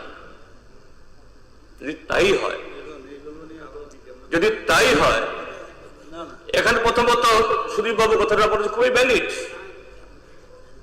যে মুখ্যমন্ত্রী যদি হাউসে বলে দেন যে না, this is a suicidal number one, ঠিক আছে, মুখ্যমন্ত্রী বলবেন, রিপোর্ট দেবেন, মুখ্যমন্ত্রীর আন্ডারে দেবেন। আমি কথাটা শেষ করতে দিন না। সেই মুখ্যমন্ত্রী তার আন্ডারে যে স্বরাষ্ট্র দপ্তরের কোন অফিসারের কত মাথা থাকবে তার বিরুদ্ধে কথা বলার জন্য বলেছেন। তো এই ক্ষেত্রে যদি এই সরকার সত্যিকারের যদি এই সঠিক তথ্য বেরিয়ে আসুক তিনি চান, ত্রিপুরা হাইকোর্টের একজন কর্মরত বিচারকের নেতৃত্বে এসআইটি গঠন করা হোক এবং এতে সত্য বেরিয়ে আসুক, এবং সরকার সেই জায়গাতে তাদের আন্তরিকতা, সততা এবং এই মৃত্যুর পেছনে সত্যি তাদের ভেতরে যে দুঃখ আছে এটা প্রমাণ করুক। এটা কৃত্রিম এই ছেড়ে এতে এটা ঠিক হবে না। এটাই মুখ্যমন্ত্রী আপনারা যেভাবে হুমকি ধমকি দেন অফিসারদের, তো অফিসার তো আপনাদের ধমক চমকে হতে পারে। এর আগে বলেছেন ঠিক আছে, এর আগে বলেছেন সেখানে নেবেন, তো এই ধরনের ঠিক আছে, মুখ্যমন্ত্রী বলবেন। মাননীয় অধ্যক্ষ মহোদয়, মুখ্যমন্ত্রী বলবেন। দেখুন, আমরা এতদিন ধরে, মানে আমি একজন সাধারণ মানুষ হিসাবে আপনাদেরকেই দেখতাম, এখানে অনেকে আছে সিনিয়র, আপনারা এখানে কথা বলতেন, আমরাও ভাবতাম যে অনেক সাধারণ মানুষের কথা আপনারা চিন্তা করেন এবং সুন্দর কথাবার্তা হয়, এবং এইগুলোর উপর ভিত্তি করেই অনেক মানুষ রাজনীতিতে আসে কিছু করার জন্য। কিন্তু এখানে আসার পর আমি দেখি যে কয়েকটা বিষয়, কালকে যখন এটা রুলসে আছে যে লেখা আছে under 361A, a statement may be made by a minister on a matter of public importance with the consent of the speaker, but no question shall be asked at the time of statement is made. Okay, তারপরেও দেখুন, তারপরেও কালকে যখন আমি statement দিলাম, আপনিও বললেন যে খুব সুন্দর স্টেটমেন্ট হয়েছে। তারপরেও দেখুন, আমরা চাই যে সত্য যে বিষয়টা সেটা ইনভেস্টিগেশনের বিষয় এখানে জানানোর প্রয়োজন। ইনভেস্টিগেশনের বিষয় যদি না জানায়, মানুষের জন্যই তো আজকে এই আমাদের বিধানসভা, তো এখানে যদি এই বিষয়ে রুলসের জায়গায় আছে, ঠিকই আছে, এখন রুলস হলে আমি না বললেও কিচ্ছু হবে না। কিন্তু দেখুন আমাদের সরকারের এবং সরকারের প্রধান হয়ে তারপরেও আমি বলছি, for the sake of the people, যে আমাদের মধ্যে সেই সৎসাহতা আসে বলেই, এবং সেটা আন্দাজি না, আপনি যেটা বলছেন আন্দাজি না, যেমন আপনারা আন্দাজি বলছেন এটা করতে হবে, এই করতে হবে, সেই করতে হবে, আন্দাজি না, ঠিকভাবে প্লিজ প্লিজ প্লিজ আমাকে কথা বলতে দিন, আমার কথা বলতে দিন, আমার ফিনিশ করতে দিন। আপনার কথা বলবেন, শুনেন রিপোর্টটা শুনেন। দেখুন, ময়না তদন্তের রিপোর্ট সংগ্রহ করা হয়েছে। নথি অনুযায়ী পোস্টমর্টম রিপোর্টে মৃত্যুর কারণ হ্যাঙ্গিং এবং সুইসাইডাল ইন নেচার বলা হয় এখনো কিন্তু তদন্ত এটা সুইসাইডাল ইন নেচার কনফার্ম হয়নি, কিন্তু এটা উল্লেখ করা হয়েছে। 3 নম্বর হয়েছে যে ভারতের সংবিধানে আর্টিকেল 192 নম্বর, সেখানে বলা হয়েছে আর্টিকেল 194 অনুযায়ী আমরা বিধানসভায় অ্যাবসলিউট প্রিভিলেজ এনজয় করে থাকি বিধানসভায়। সুতরাং পোস্টমর্টম রিপোর্টের ডিটেল বলা বেআইনি কিছু নয়। কেসটার এখন ইনভেস্টিগেশন চলছে, মানে পুলিশ এভিডেন্স কালেক্ট করে চলছে। পোস্টমর্টম রিপোর্টটাও এখন এভিডেন্সের একটা পার্ট। এখানে কেউ চাইলেও পোস্টমর্টম রিপোর্টটা চেঞ্জ করতে পারবে না, এটা কিন্তু সেই আর্টিকেল 194। সুতরাং আমার বলা বা না বলার উপর কোনো কিছু নির্ভর করে না। আমি যেটা লেখা আছে আমি বলছি, আমি তো যদি বলতাম যে আমি নাও বলতে পারতাম, ইচ্ছে হলে পোস্টমর্টম চেঞ্জ করতে পারতাম, এটা তো বলা হচ্ছে না, আংশিক বলা হয়েছে। For the sake of transparency আবার বলছি, আমি বিধানসভাকে সবাইকে অবগত করেছি।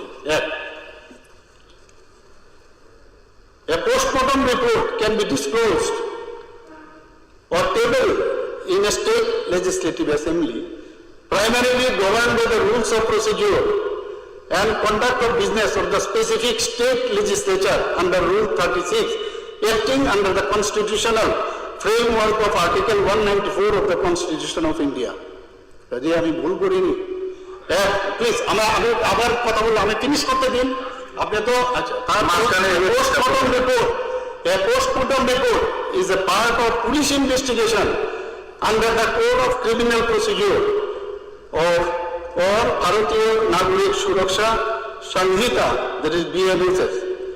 While it is generally treated as a confidential investigation document, a state government or a member of the Legislative Assembly can table it in the House to answer questions, address public interest or clear controversies under the following legal framework. Number 1, constitutional authority and immune, Article 194, 1 and 2 of the Constitution of India. The article grants absolute freedom of speech and immunity to legislatures within the House. If a minister decides to table or disclose a postmortem report as part of government statement, or if an MLA presents it during an authorized discussion, they enjoy complete legal immunity.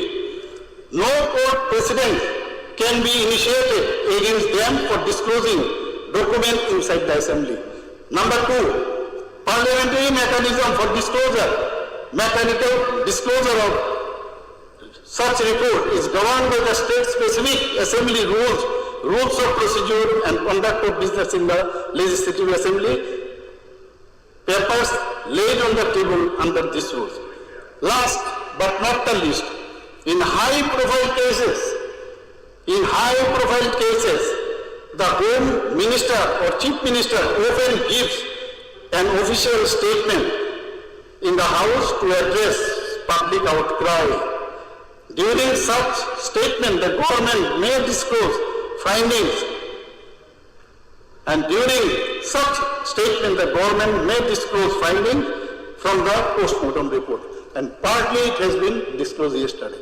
আমি আন্দাজি বলছি না, আমি এই কথাটা বলছি যে স্বচ্ছতার মধ্যে আমরা কাজ করছি। আপনারা ঠিক আছে, আপনারা অপোজিশন থেকে আমরা বলছেন, যদিও আমি আবার বলছি, যেহেতু আমি তোর অলরেডি চিঠি দিয়েছি এবং এই আর্টিকেলের মধ্যে কোনো রকম কোশ্চেন আর আসতেই পারে না এই যে 361, তারপরও আপনাদের অবগতির জন্য আমি পুরো আইনগতভাবে আমি এগুলো বলেছি।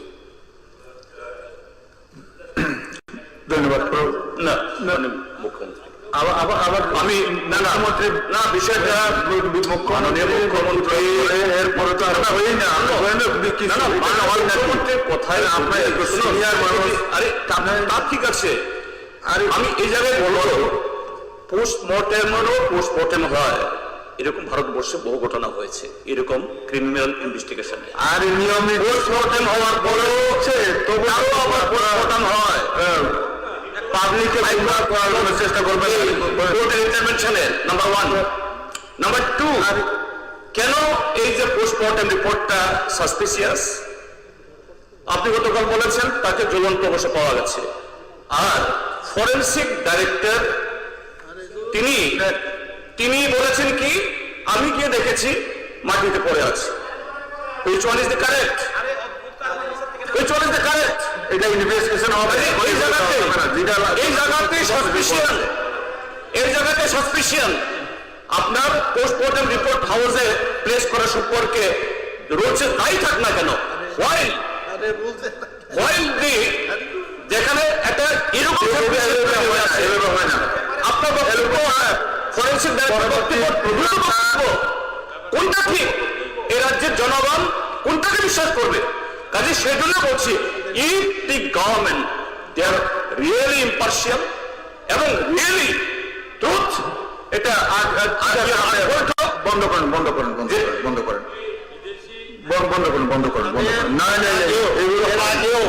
বহুত কমিশন হয়েছে, আপনাদেরই মন্ত্রীর সময়ে কিন্তু কমিশন হয়েছে। রেজাল্টটা কি বেরোলো?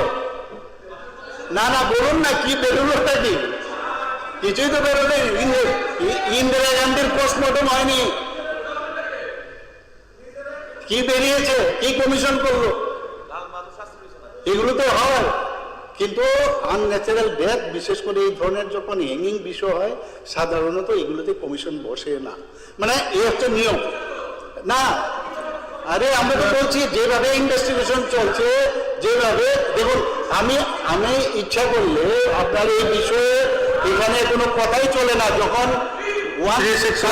কথা বলেছি, তারপরে আপনাদের উদ্দেশ্য আমি তো বললাম, আপনাদেরকে দেখে দেখে ছোট ছোট মানুষ বড় হয়েছে, কিন্তু যেভাবে আপনারা দাবি করেন, যা করেন, মানুষ সব দেখছে যে কিভাবে আপনারা এতদিন ধরে রাজনীতি করে এসছেন, সব বুঝে গেছে মানুষ। ঠিক আছে, ধন্যবাদ। এখন পরবর্তী যাচ্ছি। অত্যন্ত আনন্দ ও গর্বের সঙ্গে ত্রিপুরা বিধানসভার তরফ থেকে জানাচ্ছি, গত 31শে জুলাই 2026 ইংরেজি তারিখে ত্রিপুরা রাজ্যের কৃতি কন্যা কুমারী অস্মিতা দে স্কটল্যান্ডের গ্লাসগোয় অনুষ্ঠিত 23তম কমনওয়েলথ গেমসে মহিলাদের জুডো প্রতিযোগিতায় 48 কেজি ওজন বিভাগের ফাইনালে কানাডার শক্তিশালী প্রতিদ্বন্দ্বীকে গোল্ডেন স্ক্রুরে পরাজিত করে দেশের ক্রীড়া ইতিহাসে নিজের নাম স্বর্ণাক্ষরে লিপিবদ্ধ করেছেন। আমাদের রাজ্যের এই কৃতিকন্যা কমনওয়েলথ গেমসের ইতিহাসে জুডোতে ভারতের হয়ে এই প্রথম স্বর্ণপদক জয়ী খেলোয়াড়। তার এই অসাধারণ সাফল্য শুধুমাত্র ত্রিপুরারই নয়, সমগ্র ভারতের জন্য গৌরবের বিষয়। অস্মিতার এই সাফল্যে সমগ্র ভারতবাসী ভীষণভাবে গর্বিত। দক্ষিণ জেলার বিলোনিয়া মহকুমার প্রত্যন্ত দক্ষিণ সোনাইশ্বরী গ্রামের প্রয়াত অর্জুন দে এবং মুন্নি পাটারি দের কনিষ্ঠ কন্যা অস্মিতা দে 22 মার্চ 2003 তারিখে জন্মগ্রহণ করেন। অস্মিতা নানা প্রতিকূলতার বিরুদ্ধে লড়ে কঠোর পরিশ্রম, অধ্যবসায়, শৃঙ্খলা, আত্মবিশ্বাস ও অদম্য ইচ্ছা শক্তির জুড়ে সকল প্রতিকূলতাকে অতিক্রম করে আন্তর্জাতিক ক্রীড়াঙ্গনে নিজের পারদর্শিতার চূড়ান্ত সাফল্য প্রদর্শন করে দেশের তিরঙ্গা পতাকাটাকে গর্বের সঙ্গে উড্ডীন করেছেন।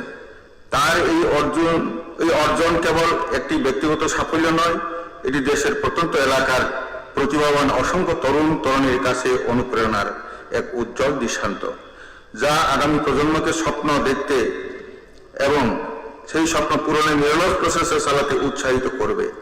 তার এই কৃতিত্ব রাজ্যের যুব সমাজকে খেলাধুলায় আরও উৎসাহিত করবে এবং ভবিষ্যতে প্রজন্মকে আন্তর্জাতিক ক্রীড়াঙ্গনে সাফল্য অর্জনের স্বপ্ন দেখাবে। রাজ্যের কৃতি কন্যা অস্মিতা দে এই ঐতিহ্যবাহী প্রতিযোগিতায় স্বর্ণপদক অর্জন করে দেশ তথা ত্রিপুরা রাজ্যের নাম আন্তর্জাতিক ক্রীড়াঙ্গনে উজ্জ্বল করেছেন। আগামী সেপ্টেম্বর মাসে জাপানে অনুষ্ঠিত এশিয়ান গেমসের জুডো প্রতিযোগিতায় অংশ নেওয়ার জন্য উপযুক্ত প্রশিক্ষকের তত্ত্বাবধানে কঠোর প্রশিক্ষণ চালিয়ে যাওয়ার বিষয়টি এখন অস্মিতার একমাত্র লক্ষ্য। এই সভা দৃঢ়ভাবে বিশ্বাস করে রাজ্যের কৃতিকন্যা তথা স্বর্ণকন্যা অস্মিতা দে আগামী দিনে আন্তর্জাতিক প্রতিযোগিতায় নিজের প্রতিভার ধারাবাহিকতায় আরও সাফল্য অর্জন করবেন এবং নিজের দেশ ও রাজ্যের সম্মান আরও বৃদ্ধি করবেন। এই গুরু উজ্জ্বল সাফল্যের জন্য ত্রিপুরা বিধানসভার স্বর্ণকন্যা কুমারী অস্মিতা দেকে আন্তরিকভাবে অভিনন্দন ও শুভকামনা জ্ঞাপন করছে। একই সঙ্গে তার এই সাফল্যের নেপথ্যে যাদের অকুণ্ঠ সহযোগিতা, ত্যাগ ও অনুপ্রেরণা রয়েছে, ওর প্রয়াত পিতা, ওর মাতা, ভাই, প্রশিক্ষকগণ সহ সংশ্লিষ্ট সকলকে আন্তরিক অভিনন্দন ও কৃতজ্ঞতা জ্ঞাপন করছে। একই সঙ্গে এই সভা কুমারী অস্মিতা দের উজ্জ্বলতর ভবিষ্যৎ, সুস্বাস্থ্য ও অব্যাহত সাফল্য কামনা করছে।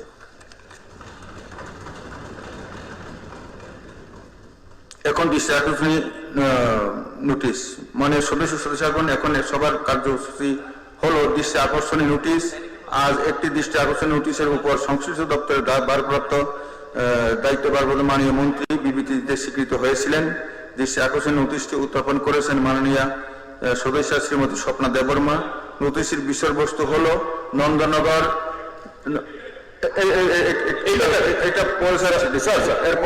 আপনার দৃষ্টি আকর্ষণ করছি। নোটিশটির বিষয়বস্তু হলো কোয়েশ্চন নম্বর 109-এ মাননীয় মুখ্যমন্ত্রী একটা উত্তর দিয়েছিলেন। প্রশ্নটা ছিল আগরতলা এসডিও চমনি থেকে ডন বস্কো স্কুল এবং অক্সিলিয়াম স্কুল পর্যন্ত অবৈধভাবে গড়ে ওঠা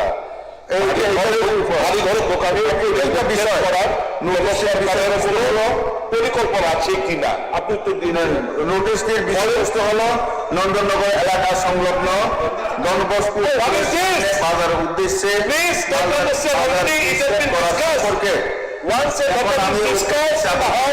উপর বিবৃতি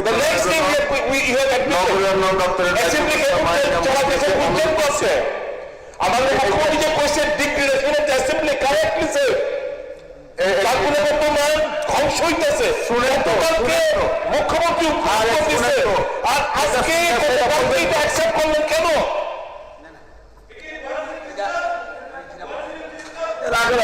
রাগারাগি করে দিই না, উনি বলতে আরে রাগ করে, আমি তো বলছি এটা প্রশ্ন উনি উঠান। না না, প্রশ্ন সেটা না। আরে স্যার, আরে এটা বলার পর না না না, আপনি শুনুন ইস অধ্যক্ষ মহোদয়, সাধারণত আমাদের হাউসের নিয়ম হলো একটা, এটা তো ম্যাডামও জানার কথা না, আসলে কোশ্চেন তো আগে ছিল, কোশ্চেনের রিপ্লাই হয়ে গেছে, সেম ডেতে অ্যালাউ করেছেন, যেহেতু তীব্রমতা একটা পাবে সেই জন্য দিয়েছেন, কিন্তু ব্যাপারটা ডিসকাস হয়েছে, এটাই তো কথা, এটাই তো আস্তে আস্তে বলা যায়। তো যেহেতু উত্তরটা না, তো এখন আর বললাম তো আমি আপনারা বলছি না আমার প্রশ্নটা করার পর আপনি বলবেন তাহলে তো চলে না করবেন কিছু ঠিক আছে ওনার স্পেসিফিক যদি কেউ থাকতে পারে বোধ হয় ঠিক আছে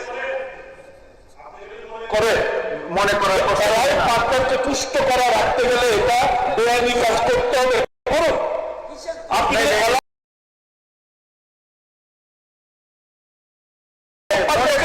তুষ্ট করার জন্য বেআইনি কাজ যদি করতে পারেন আপনি করতে পারেন তাহলে আপনার না না ওটা বলবেন না না ওটা একটা আলাদা জিনিস ছিল উনি পার্টিকুলার এমন তো হতে পারে ওনার স্পেসিফিক কোশ্চেন আছে এটারও কমিশন আছে ওনাদের কোয়ালিফিকেশন করবে সেটার উপর যদি কোনো স্যাটিসফাইড না হয় আরেকটা রুল অনুসারে আবার নোটিশ দিয়ে ডিসকাশন করতে পারেন এখানে কমিশনের সিইউ নো সে মাইট নট বি নোয়িং উনি উনি নতুন ওনার জানা কথা আপনি তো জানো প্রশ্ন এসছে আমি স্যাটিসফাইড হইনি আবার এটার এই নোটিশ দিয়ে স্পিকার অনুমতি ডিসকাস করতে পারে কিন্তু কালকেই ডিসকাশন হলো কালকেই নোটিশ তাই ডিজিপি ব্যাপারটা আজকে উঠলো কেন কেন উঠলো হতে পারে এটা আইনগত হবে কেন উঠলো ডিজিপি ব্যাপার উঠলো কেন উঠলো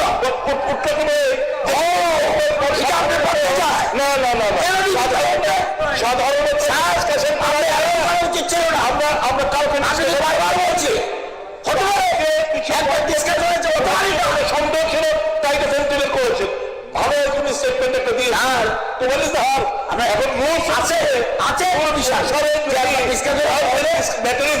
আপনি আলাপ করে দিয়েছেন ডিসকাস এটা যদি এখন ভঙ্গ করেন আমার কিছু বলার নয় ইটাকে প্রেসিডেন্ট হয়ে থাকুক যদি ভঙ্গ করেন ইটাকে প্রেসিডেন্ট হয়ে থাকুক এটা করেন যে করেন মাননীয় মুখ্যমন্ত্রী উত্তর দিন মাননীয় মন্ত্রী না প্রশ্ন না এখন আমি উক্ত আকর্ষণের নোটিশটির উপর চালানোর জন্য নবীন দপ্তরের দায়িত্বরত মাননীয় মন্ত্রীকে অনুরোধ করছি না না দরকার নেই কি নাই নাই ওইটা কেন করলো মাননীয় অধ্যক্ষ মহোদয় নন্দননগর এলাকা সংলগ্ন ডন বস্কো স্কুলের সামনে বাজার উচ্ছেদ করা সম্পর্কে আগরতলা পুর নিগম জনস্বার্থে ও পৌর প্রশাসনের সুষ্ঠু পরিচালনার জন্য নিয়মিতভাবে বেআইনি বা অবৈধ নির্মাণের পরিপ্রেক্ষিতে উচ্ছেদ ও এনফোর্সমেন্ট অভিযান পরিচালনা করে থাকে আগরতলা পুর নিগমের প্রাথমিক দায়িত্বের মধ্যে পড়ে জনসাধারণের যাতে স্বাভাবিকভাবে চলতে পারে সেটাকে অব্যাহত রাখা রাস্তাঘাট ফুটপাত এর পরিচ্ছন্নতা বজায় রাখা এবং জনগণের প্রতি এই দায়বদ্ধতার নিরিখে আগরতলার পুর নিগম প্রায়শ আমরা দেখি বিভিন্ন জোনের টাস্ক ফোর্স কর্তৃক যে যারা পারমিশন নেয়নি এরকম স্ট্রিট ভেন্ডার বা অবৈধ দোকানদার ফুটপাত দখলকারী এবং অন্যান্য যেসব অবৈধ কাঠামোর বিরুদ্ধে উচ্ছেদ ও এনফোর্সমেন্ট অভিযান ওনারা পরিচালনা করেন এবং প্রয়োজনীয় ব্যবস্থাও গ্রহণ করেন আগরতলা পৌর নিগমের অন্তর্গত উত্তর জোন অফিসে বিভিন্ন সময়ে সাধারণ জনগণের কাছ থেকে অভিযোগ পাওয়া যায় যে উত্তর জোনের বিভিন্ন গুরুত্বপূর্ণ সড়ক ও জনবহুল এলাকায় রাস্তার পাশে অবৈজ্ঞানিকভাবে অবৈধভাবে সবজি মাছ মাংস ও অন্যান্য পচনশীল দ্রব্যের দোকানপাট বসিয়ে ব্যবসা পরিচালনা করা হচ্ছে এর ফলে পথচারী ও যানবাহন চলাচলে বিঘ্ন সৃষ্টি হওয়ার পাশাপাশি সংশ্লিষ্ট এলাকায় যানজট এবং জনদুর্যোগের সৃষ্টি হয় অভিযোগের পরিপ্রেক্ষিতে উত্তর জোন অফিসের টাস্ক ফোর্সের মাধ্যমে নিয়মিতভাবে সংশ্লিষ্ট এলাকাগুলো পরিদর্শন করে অবৈধ দোকানপাটের ব্যবসায়ীদের মাইক যুগে সতর্ক করা হয় এবং পরবর্তী সময়ে যারা সরে গেছে কিন্তু পরবর্তী সময়ে যারা অবৈধ যারা আছেন দখলদারদের উচ্ছেদ করা হয় এই অবস্থায় গত 11/8/2026 ইংরেজি তারিখে ডন বস্কো স্কুলের সম্মুখে এলাকার রাস্তার উপর অবৈধভাবে বসা সবজি ব্যবসায়ীদের দোকানপাট উচ্ছেদের জন্য একটি অভিযান করা হয় অভিযান শুরুর পূর্বে সংশ্লিষ্ট ব্যবসায়ীদের যখন মাইক যুগে ও সরাসরি ওই সমস্ত ব্যবসায়ীদের রাস্তার উপর থেকে দোকানপাট সরিয়ে নেওয়ার জন্য নির্দেশ দেওয়া হয় কিন্তু অধিকাংশ ব্যবসায়ী যদিও নির্দেশ মেনে দোকানপাট সরিয়ে নিলেও কয়েকজন ব্যবসায়ী নির্দেশ অমান্য করে তারা একই স্থানে ব্যবসা চালিয়ে যেতে থাকেন ফলে জনসাধারণের চলাচল স্বাভাবিক রাখা এবং রাস্তার উপর অবৈধ দখলমুক্ত পরিবেশ বজায় রাখার জন্য জনস্বার্থে তাদের বিরুদ্ধে আইন অনুযায়ী ব্যবস্থা গ্রহণ করা হয়।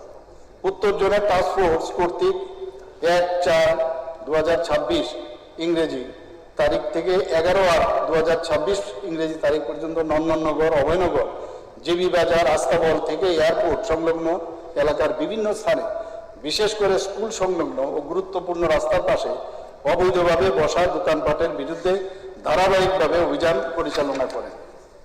এই প্রসঙ্গে উল্লেখ্য যে শুধু নর্থ জোনের নয়, সমস্ত পৌর এলাকাতেই কিন্তু এই ধরনের অভিযান পরিচালনা হয়। 2026-27 অর্থ বছরে আগরতলা পুর নিগমের বিভিন্ন জোনে প্রায় 96টি উচ্ছেদ ও এনফোর্সমেন্ট অভিযানে মোট 412টি অনুমোদিত স্ট্রিট ভেন্ডিং ইউনিট, অবৈধ কাঠামো এবং অবৈধভাবে পরিচালিত মাংস বিক্রির কাঠামো উচ্ছেদ করা হয়েছে। Data wise enforcement drive taken by the Agartala municipal corporation, এখানে আছে অনেকগুলো।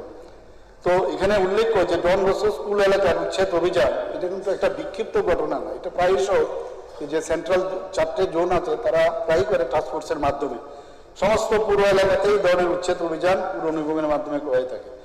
পরিশেষে এই বলা যায়, নাগরিকদের স্বার্থ ফার্স্টে প্রায়োরিটি, যেন স্বাভাবিকভাবে নিরাপদভাবে চলাচল করতে পারে, যানজট নিয়ন্ত্রণও প্রয়োজন, সরকারি রাস্তা ও ফুটপাত অবৈধ দখলমুক্ত থাকা, সেই জন্য আগরতলা পৌর নিগম প্রচলিত বিধি as per provision of 107A, 133(1), 2(3) and 4 and 185(1) and 2 of Tripura Municipal Act 1994 অনুযায়ী এই অভিযান অব্যাহত রাখবে।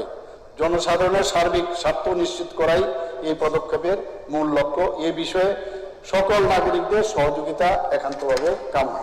শুধুমাত্র মিউনিসিপ্যালিটি করবে সেটা যেন না হয়।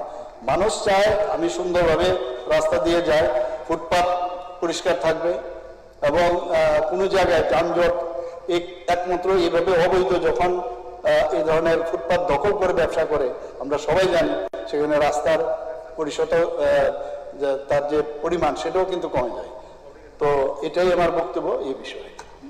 আচ্ছা, এখন কৃপমথার তরফ থেকে ক্লারিফিকেশন স্যার। হ্যাঁ,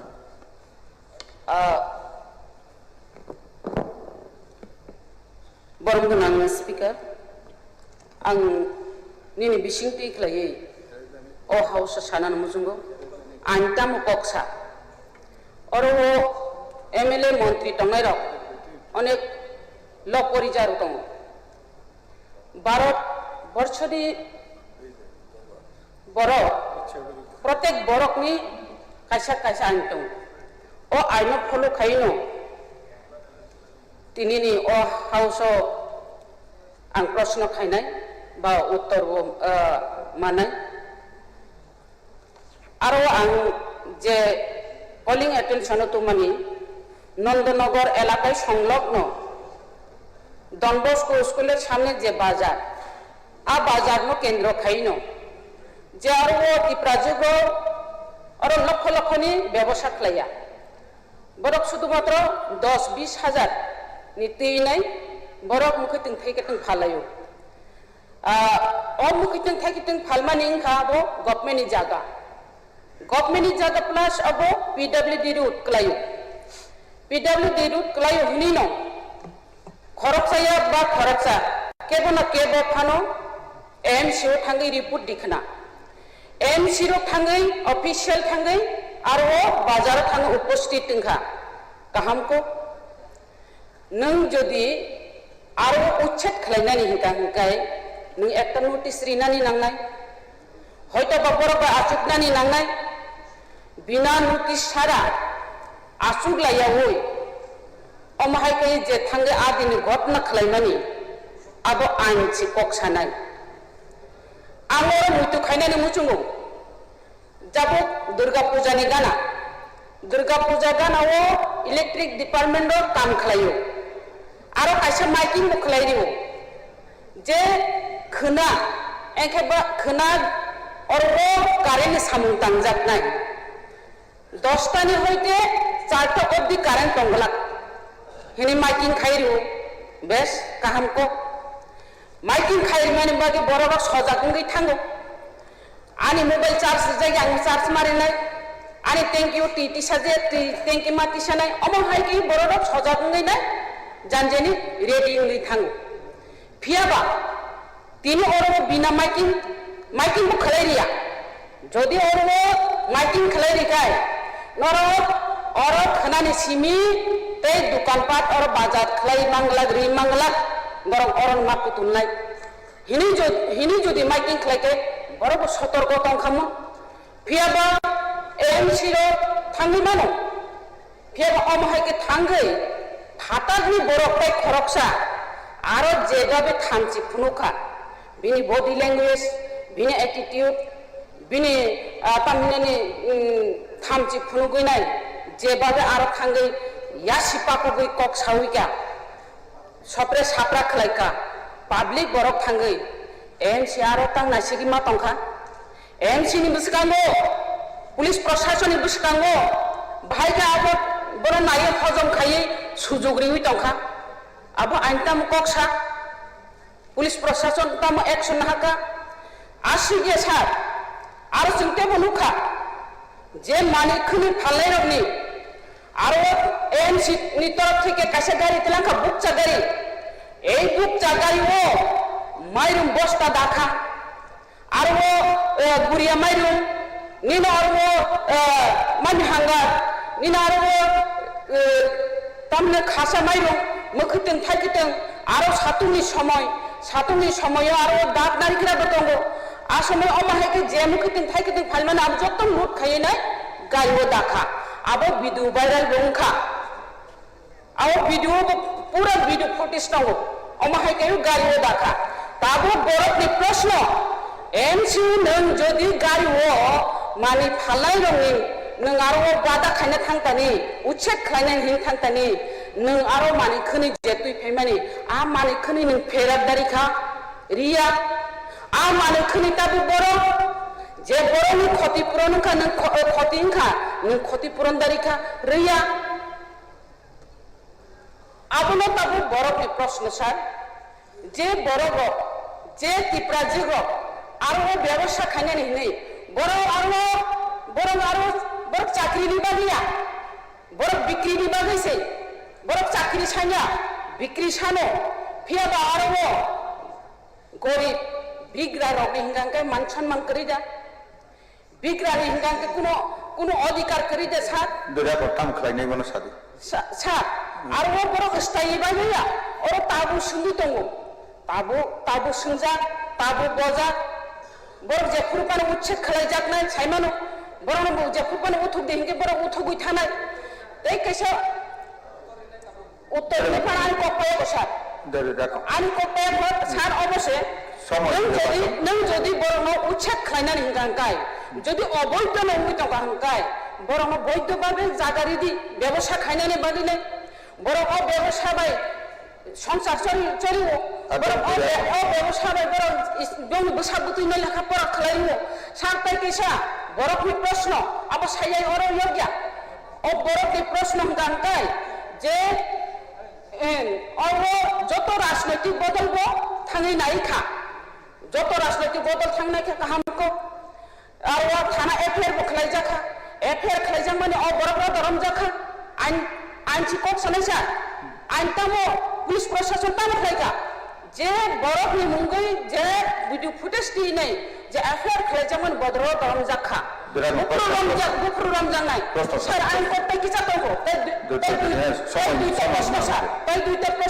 তাই দুইটা প্রশ্ন এসডিউ চমনি থেকে ইয়ামো নিনি মারাত বস্তি পর্যন্ত যে অবৈধভাবে সরকারি জায়গা ও গভর্নমেন্ট জায়গা ও পিডাব্লিউডি রুট যে অবৈধভাবে ন হুক টাঙাই নাই দোকান পাট দি তংমানি বড়মখা government মকন Nuliya বনখা AMC মকন Nuliya AMC বন বক্র উচ্ছেদ খালাयनाय আকক সীমা সানাय বন উচ্ছেদ খালাयनाय खलाया हमके तामन कारण खलाया ओ गतिनि मा सानाय दिने और आं साइमन और चिन माननीय ने बोमा आचुजा दङ ए बोमा आचुजा दङ जों आबनो उत्तर मानाने नांनाय सार आबो सिलिया ताइ सान प्रश्न दङ सिलिया आरो जे school auxiliary school ni biskango sarkari jaga o PWD ruto bahai ke arbo kaise club nok asai mangkha somsai mangkha a club nok to bejar arbo স্কুলের সামনে যদি ও ক্লাব ন যে যে মন্দির তো মনি গণপল্লরের কাছে জায়গা লাগে সানা নাই স্যার ঠিক আছে ধরে রাখো তাই আবার যারা আর দোষী যে ভাবে সারা ফাইনাল প্রবলেম নাই অপক্ষ সাথে স্যার ঠিক আছে বড় স্যার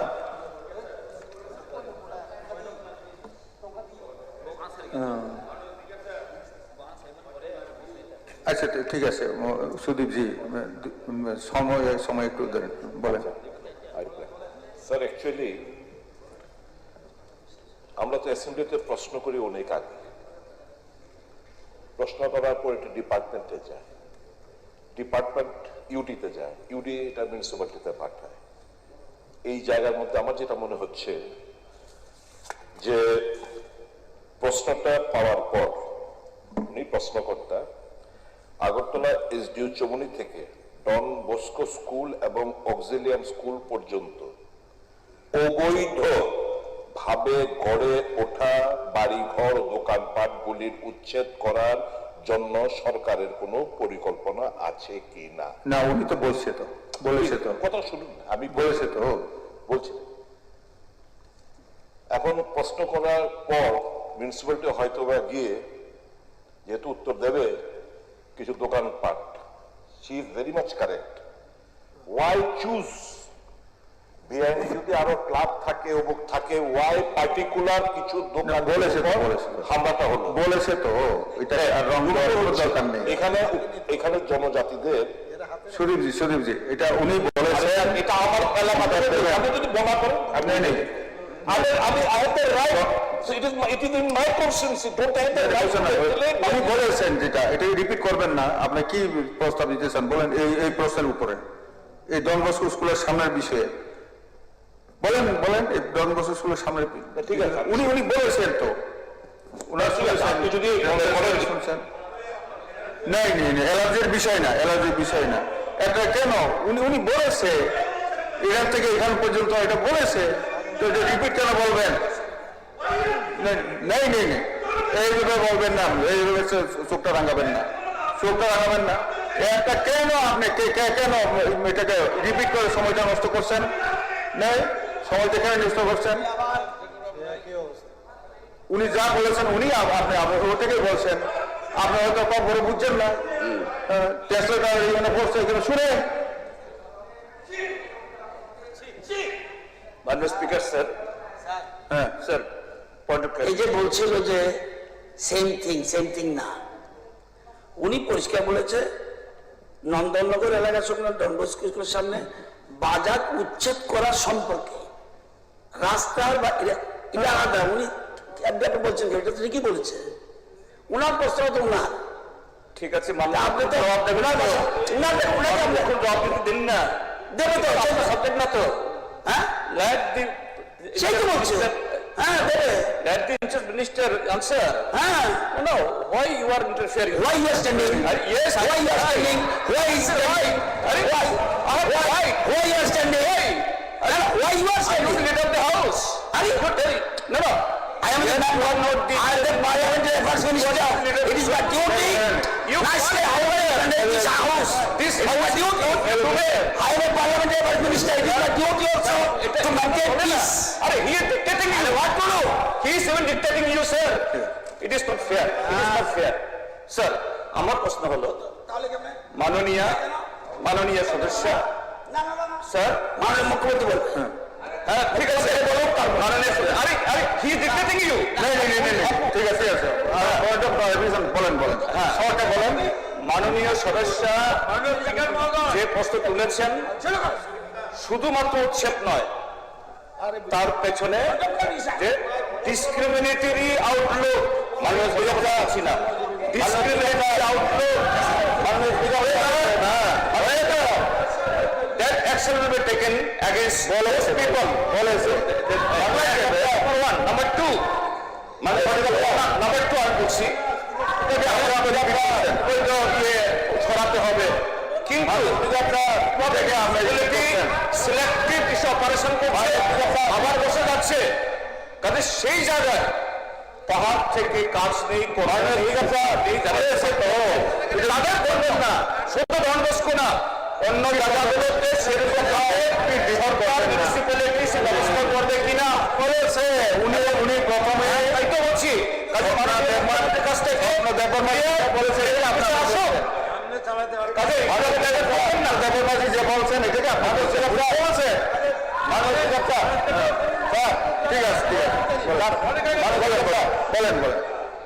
ঠিক আছে বলেন মাননীয় বিধায়িকা স্বপ্ন মল্লিক বলেছেন, যেহেতু আমি বিধায়ক এবং আগরতলা পৌর নিগম মেয়র হিসেবে দায়িত্বে আছি, স্পেসিফিক যেটা নন্দননগরের বিষয়টা বলেছেন এটার সঙ্গে তিনি যেটা বলেছেন এটা এতটা সত্য নয়।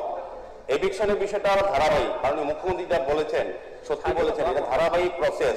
আর নন্দননগরের বিষয়টা আমি ক্লিয়ার করি, যেহেতু এটা শহরের সঙ্গে সারা রাজ্যবাসীর সঙ্গে এটা যুক্ত বিষয়টা হচ্ছে নন্দননগরের বিষয়ে হাইকোর্টে একটা অবজারভেশন আছে। আমাদের কমিশনারকে ডেকে নিয়ে বলেছেন যে এখান থেকে স্কুল কর্তৃপক্ষ এবং এলাকার অভিভাবকরা অভিযোগ করেছেন বাচ্চাদের নিয়ে আসা জানা রাস্তা পাড়ে মাংস কাটা হওয়ার দুর্ঘটনা ঘটে, সে কারণে হাইকোর্টের অর্ডার অনুযায়ী আমাদের ব্যবস্থাপনা গ্রহণ করা হয়েছে। এটা একটা ধারাবাহিক বিষয় সারা আগরতলা শহরকে। আর নন্দননগরের বিষয়ে আমি কথা বলি, যখন বলি আপনি পরে বলবেন যদি আপনার থাকে। আগে বলি, যেহেতু আমি মেয়র হিসেবে, আমি বিধায়ক হিসেবে মেয়র, আমাকে শহরবাসী সহ রাজ্যবাসীকে বিষয়টা ক্লিয়ার করে এটা একটা স্পর্শকাতর বিষয়। প্রায় সময় আগরতলা শহরে যেটা স্বতন্ত্র বলার চেষ্টা করেছেন, আগরতলা শহরে শুধু এই জায়গাটা নন্দননগরের বাজারের জায়গা স্কুলের সামনে নয়, অভয়নগর বাজারের রাস্তা, বিজের রাস্তা, সমস্ত শহর জনজাতি এবং বাঙালির একটা অংশ সুযোগ নিয়ে রাস্তা দখল করে বেআইনিভাবে ব্যবসা করে দিন না বলছে কি আমি আছি সময় দিন। আমি সবটা যেটা বলছেন স্বপ্না দিদিমণি এটা সত্য না। আমি বিকাশবাবু, মাননীয় মন্ত্রী বিশ্বজিৎ দেববর্মা, মাননীয় বিধায়ক রঞ্জিত দেববর্মা, তারা সহ আমি অভয়নগর বাজারে মিটিং করেছি, সবার সঙ্গে কথা বলেছি, নোটিশে কথা বলা হয়, মাইকিং করা হয়, বলা হয় প্রতিবারই প্রতিটি বিষয়ে যতটি বেআইনিভাবে বিভিন্ন ব্রিজে, বিভিন্ন রাস্তায় জনজাতি এবং বাঙালি অংশে একটা মানুষও মিলে ব্যবসা করার চেষ্টা করছে। স্বাভাবিক মানুষের যে জীবনযাত্রা বা যানবাহনের যে ধারাবাহিক গতি রোধ করার চেষ্টা করছে, সেক্ষেত্রে মহামান্য সুপ্রিম কোর্টের একটা অর্ডার বেরিয়েছে এই বছরই, যে ফুটপাথবাসীদের ফুটপাথ এবং পথচারীদের যে রাস্তা সেটা তাদের ব্যবহার করতে দিতে হবে, এটা বাধ্য, এটা পৌর নিগম করতে বাধ্য, সরকার করতে বাধ্য। সেই বিষয়ে তবে আমরা গায়ের জন্য কোনো কাজ করি না। এই ব্যাড প্র্যাকটিস সিপিএম এর আমলে ছিল, তারা রাজনীতি করার জন্য রাস্তাগুলো বসিয়ে মিছিল করাতো, আর আমাদের সাথে আসার পরে স্বাভাবিক মানুষের যাতে সুন্দরভাবে স্বাচ্ছন্দ্যে চলাচল করতে পারে সেই ব্যবস্থা কিন্তু সরকার করছে। কাজে আমি বলবো যে এটাতে রাজনীতি না করে শহরের মানুষ যাতে স্বাচ্ছন্দ্যে শহরকে ব্যবহার করতে পারে এবং যার যে বিষয়টা তার অধিকার যাতে মানুষ ফিরিয়ে পায়। ফুটপাথ দিয়ে যারা ব্যবহার করবে আর পছন্দ না আমি সারা বছর করে যদি সারা আপনাদের পাশে আপনাদের আমরা করছি এখন এই আর কত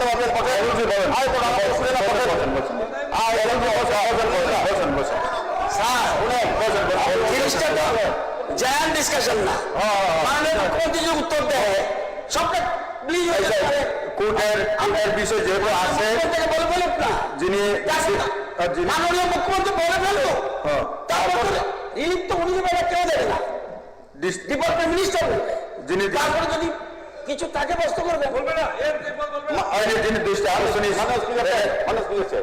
স্বপ্ন যেটা বলেছেন যে উঠিয়ে দেওয়া হচ্ছে, নোটিশ দেওয়া হচ্ছে না, মাইকিং করা হচ্ছে না, মাইকিং করা হয় প্রতিটি ক্ষেত্রেই আমরা মাইকিং করা হয়, বলা হয় আমাদের অফিসের থেকে সমস্ত গিয়ে সিস্টেমে আমাদের যে লোকাল কর্পোরেট আছে তারও জনপ্রতিনিধিরা কথা বলেন। এটা আমি নিজে এভিকশনের যুক্ত থাকি। কোনো মেয়র ওনাদের আমলে মেয়র ছিল, মানুষ জানতে পারত মেয়রকে ছিল, কাজই করেননি।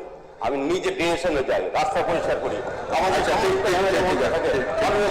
নিজে যান, কাজে বড় বড় কথা বললে হবে না, আমরা কাজ করতে চাই। ঠিক আছে তাই আমি বলবো স্পিকার স্যার আমি বলবো মাননীয় মুখ্যমন্ত্রী বলবেন না, আমি আশ্বস্ত করছি কোনো লোককে জোর করে ওঠানো হয় না, আমরা পুনর্বাসনের ব্যবস্থা করছি।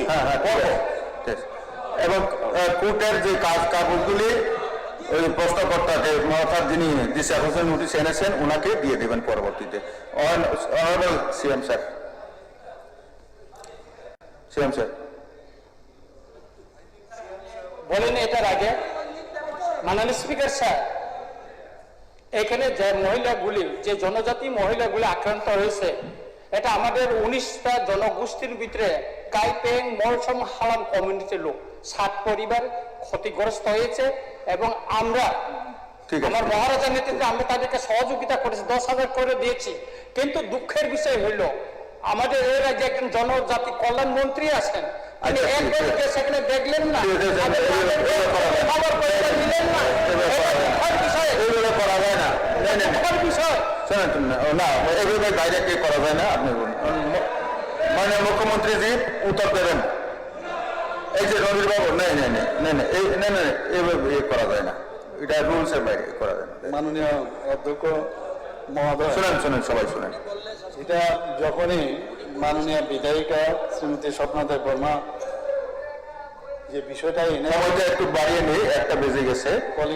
অনারেবল সিএম উত্তর দেওয়ার পর এটাই হবে, শেষ হয়ে যাবে। যে নন্দননগর যে হেডলাইনটা আমি যেটা বলছি, যেটা আমাদের প্রথমবাবু অলরেডি বলার চেষ্টা করেছেন, যে নন্দননগর এলাকা সংলগ্নে ডন বস্কো স্কুলের সামনে বাজার উচ্ছেদ করা সম্পর্কে, এই বাসার কিছু না বাকি।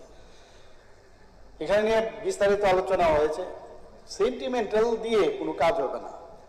আমরা জানি অনেক সময় সেন্টিমেন্টাল হয়ে আসলে আমরা তো এখানে সবাই সব মানুষের জন্য আমরা এখানে আলাদা করে কোনো পার্টিকুলার কাউকে আলাদা আলাদা করে না দেখাটাই উচিত। কারণ মাননীয় প্রধানমন্ত্রীজি বলছেন সবকা সাথ সবকা বিকাশ, বিশ্বাস আর তার প্রয়াস। যদি এটা হয়ে থাকে, যেমন আমাদের এটা যদি হয়ে থাকে স্পেসিফিক, এটা কেন খালি এই লোক হয়েছে যেন এর জন্য আমি, এটা তো জেনারেল বিষয়। একজনকে যেভাবে আমিও সোশ্যাল মিডিয়াতে দেখেছি, এটা পার্টিকুলারলি একজন গ্রুপকে এরকম করেছে সেরকম না। কিন্তু মুদ্রা কথা হচ্ছে, যেই হোক রাস্তা দখল করে, আপনারাই বলুন বিদেশে অনেকে যান, কি সুন্দর আমাদের দেশ, ওইখানকার দেশ। আর ত্রিপুরাতে বলছেন যে এইভাবেই শ্রমিকদের দুঃখে একবারে সাংঘাতিক, দুনিয়ার শ্রমিক এক হোক এবং তাদেরকে যেখানে খুশি বসিয়ে দাও, এরপরে বলছে পুনর্বাসন দিতে হবে। আর এইভাবে কতদিন চলবে? ওনাদের তো যা আমি তো দেখি এক এক সময়, এগুলো তো আমরা দেখে এসেছি 35 বছর, এর আগেও দেখেছি। এবং অত্যন্ত মানে এমন ভাবে বসিয়ে বলবে যে এখন তো তাদেরকে পুনর্বাসন দেওয়ার কথা, তখন কেন করেননি ওনারা পুনর্বাসনটা? তখন তো ওনারা পুনর্বাসনের কথা করেননি। আমরা এসে এই পুনর্বাসন, যেখানে নদীর পাড়ে যান আপনি, তারা বসিয়েছে নদীর পাড়গুলিতে, আজকে তখন বলবেন হাওড়ার নব্যতা কমে গেছে। এসব যে বলেন, তখন তো বসিয়েছেন। আমরা বলছি না, অত্যন্ত গরিব মানুষ তারা, কিন্তু আমরা দেখুন প্রতিটা মানুষের জন্য যদি কিছু করে থাকি, ভারতীয় জনতা পার্টির যে সরকার এখন চলছে, তারা কিন্তু এই বিষয়টা দেখছেন, তাদের পুনর্বাসনের কথা চিন্তা করছেন। আমার মনে আছে 40 বছরের এর থেকে বেশি হবে, কয়েকটা রোডের মধ্যে বহুদিন ধরে এটা দৌড়, কেউ মুলি বাস নিয়ে, কেউ বাস নিয়ে, কারোর হিম্মত হয়নি। কিন্তু আমরা কথার মাধ্যমে ওনাদের সাথে কথা বলেছি এবং তাদের খুশি ওরা বলছে আমাদের কোনো সমস্যা নেই, ওনাদেরকে বসারও সুযোগ করে দিয়েছি আমরা। আপনারা যান নেতাজি চমনির মধ্যে, সেটা আমরা করেছি, কোনো রকম তো সেখানে মানে করা হয়নি, তাদের উচ্ছেদ করা হয়নি, কারণ সে কনফিডেন্স আছে। তো এত ঝামেলা ওনারা রেখে গেছেন 35 বছর, এবং এইগুলি মিটিংয়ে প্রফেশনে তাদের ভোট ব্যাংকের জন্য তারা এগুলো করেছে। আমরা চাই এইগুলো আমরা করবো না, আমরা এগুলো করবো না। আপনারা যেভাবে চলেছেন, কেন আমরা এইভাবে চলবো? এই জায়গার মধ্যে আমি আসছি না, আমার বলতে হবে এর জন্য এটার সাথে রিলেটেড, এটা রিলেটেড, কারণ এই মানসিকতা এটা পার্টিকুলার কোনো কমিউনিটির না, এটা সবার জন্য। এই কমিউনিটির মধ্যে কেউ রাস্তায় দখল করে ব্যবসা করবে, কেউ আপনি যাবেন, আপনি বললেন যে আরে এখানে কেন যানজট হচ্ছে। তো এই যে ঘটনার মধ্যে মিউনিসিপ্যালিটি যে কারণে বারবার আমি এখানে যে আমাদের মাননীয় বিধায়িকা স্বপ্নাজি যে বললেন, আমি ওনাকে ধন্যবাদ দেবো। বিষয়টা নিশ্চয়ই এটা ইম্পর্টেন্ট, কিন্তু বিষয়টা হচ্ছে যে কারণে আপনি যেটা বললেন যে আগে তো বলতে হবে, এরপর মাইকিং করতে হবে, এটা তো বলা হয়েছে, ওনারা বলেছেন, কিন্তু মাইকিং যে করেছেন বা যে বলেছেন সেটা কিন্তু সোশ্যাল মিডিয়াতে দেখানো হয়নি ওনাকে যখন, এবং এটা খুব দৃষ্টিগোচর। আমি বলছি, আমি স্বীকার করছি, আমারই খারাপ লাগছে, কিন্তু এখন পর্যন্ত যদি হয়েই থাকে অন্যায়ভাবে, একটা এফআইআর কিন্তু করা হয়নি। আপনি এফআইআর, আরে আমি বলছি তো এফআইআর করা হয়নি। এফআইআর করলে তবে অ্যারেস্ট হতো। নো এফআইআর আমার কাছে এখন তো, আমি জিজ্ঞেস করছি, তারপরে আমি বলছি যদি, আরে আমাকে তো, আমি তো, আরে আরে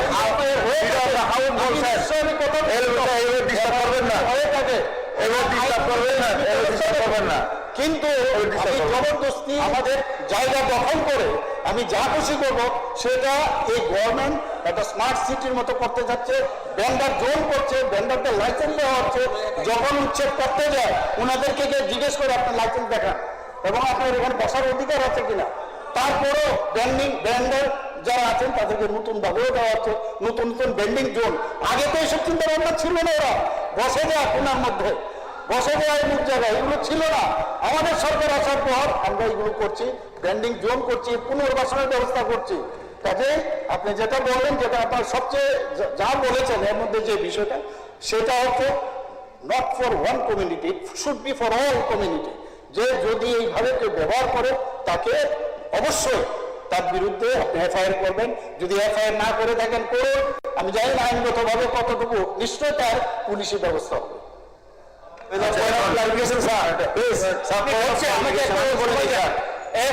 সঙ্গে সঙ্গে নেক্সট ডেতে করা হয়েছে new capital complex police station. ঠিক আছে, ঠিক আছে, এখনো রেজিস্টার করা হয়নি। ঠিক আছে, মুখ্যমন্ত্রী দেখে নেবেন। আমি একটা বলি স্যার, আমি যেহেতু সাক্ষী হিসাবে আছি সেই দিন, আমি একটু আমাকে বলতে সুযোগ দিন স্যার। স্পিকার একটু সুযোগ দেবেন কথা বললেন। আমি যেহেতু অধ্যক্ষ মহোদয়, স্যার আমি যেহেতু সাক্ষী হিসাবে আছি সেই দিন আমি বলতে পারি, আমি বেটার জানি স্যার, ভালো জানি, আমাকে সুযোগ দিন। আমি বারবার উঠেছি, মন্ত্রীজি উঠেছে। মাননীয় মুখ্যমন্ত্রীর বক্তব্য শোনার পর অনেক কিছু জিনিস উদ্ঘাটন হয়েছে, যে কি হয়েছে ঘটনা। I really thank our honorable MLA Sapna Debbarma to raise this question. তবে একটা জিনিস, এটা আমার ব্যক্তিগত অভিমত, আমি বলছি যে শহরের মধ্যে যারা অর্গানিক সবজি এনে থাকেন, এটা কিন্তু পাহাড়ের লোকেরাই।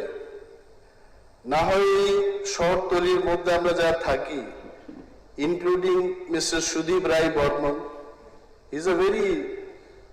he is born and brought up here only in Agartala. I think you also will agree, organic সবজিটা কিন্তু পাহাড়ের লোকই এখানে, এবং অর্গানিক চাষের উপর গুরুত্ব আরোপ করে থাকে সরকার, কেন্দ্রীয় সরকার, রাজ্য সরকার এবং আমাদের কৃষিমন্ত্রী বলে থাকেন যে অর্গানিক চাষ করতে হবে, স্বাস্থ্যের জন্য ভালো।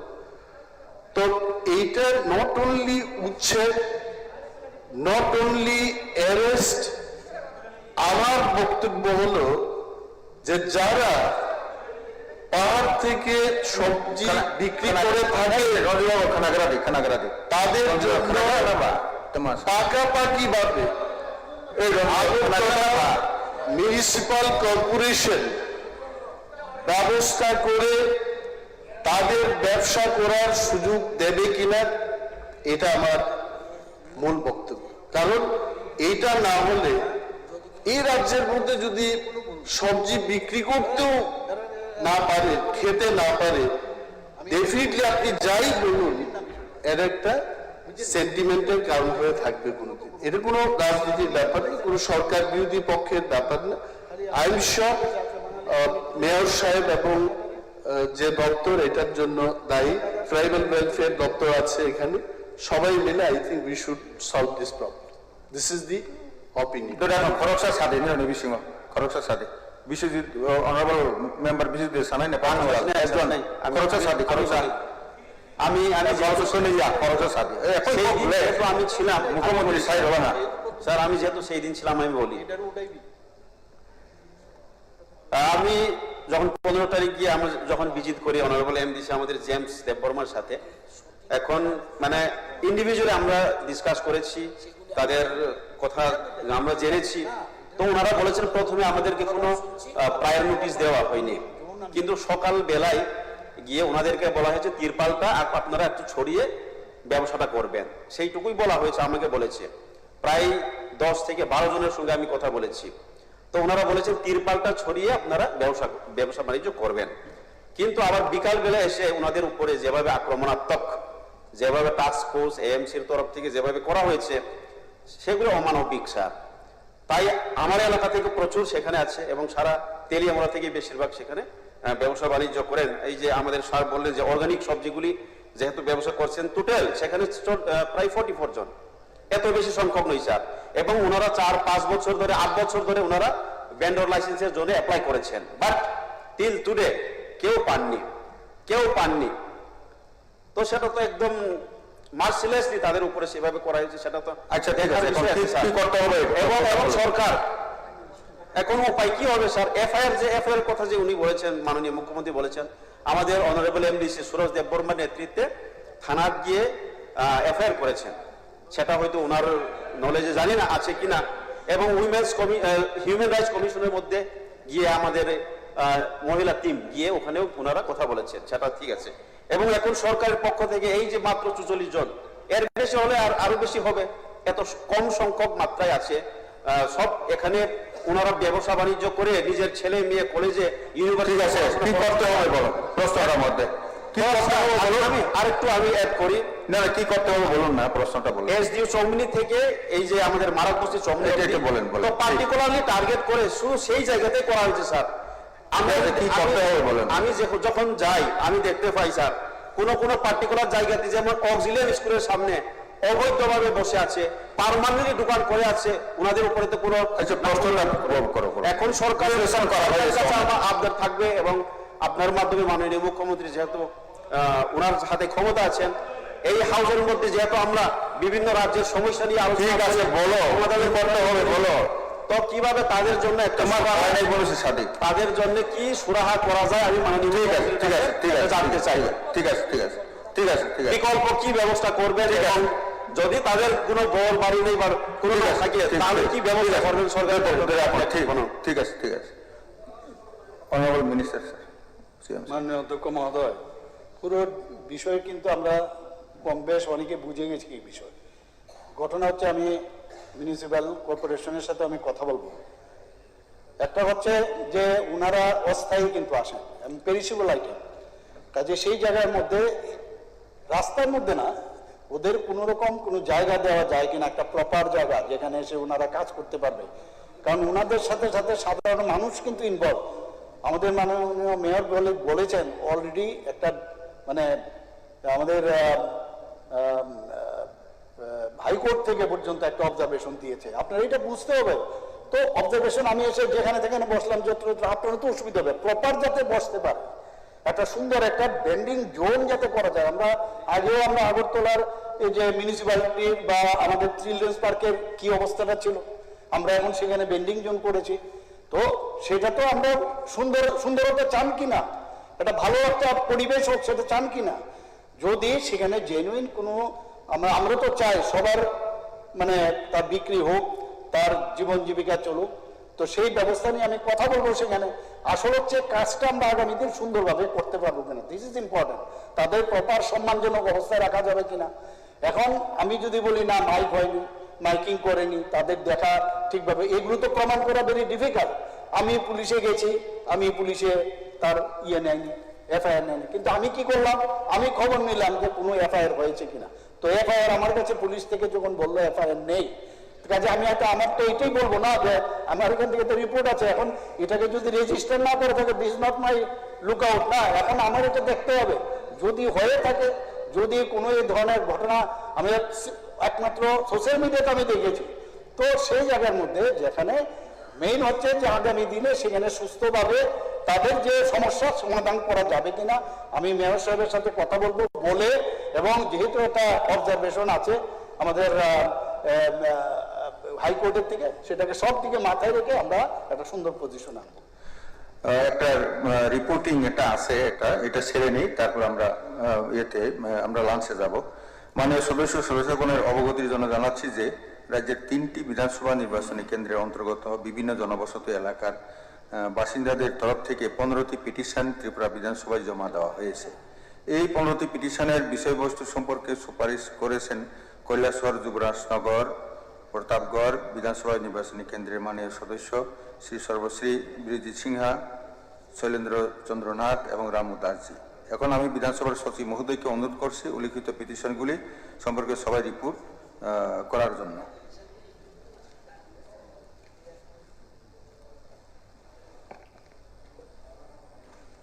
Honorable Speaker, sir, under Rule 255 of the Rules of Procedure and Conduct of Business in the Tripura Legislative Assembly, I am to report to the House that 50 numbers of petitions signed by local inhabitants of various areas under 53 Kailasahar, 57 Juborajnagar and 13 Pratapgarh Assembly constituencies have been duly forwarded by the honorable members of the respective areas, namely Sri Birojit Sinha, Sri Shoilendra Chandranath and Sri Ramu Das, for installation of solar street light, retaining wall, construction of CC road, connectivity road, brick soiling road, drain and culvert, community hall and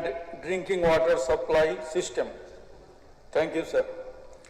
মাননীয় সদস্যগণ, ত্রিপুরা বিধানসভার কার্যপ্রণালী পরিচালন ও নিয়মাবলী বিধির 257 নং ধারা অনুযায়ী উল্লিখিত পিটিশনগুলি বিবেচনাক্রমে বিধিসম্মত পরবর্তী পদক্ষেপ নেওয়ার উদ্দেশ্যে ত্রিপুরা বিধানসভার পিটিশন কমিটির কাছে প্রেরণ করছি।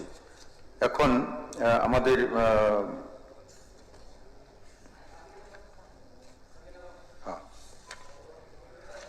এই সভা অপরাহ্ন 2টা 20 মিনিট পর্যন্ত স্থগিত রইল।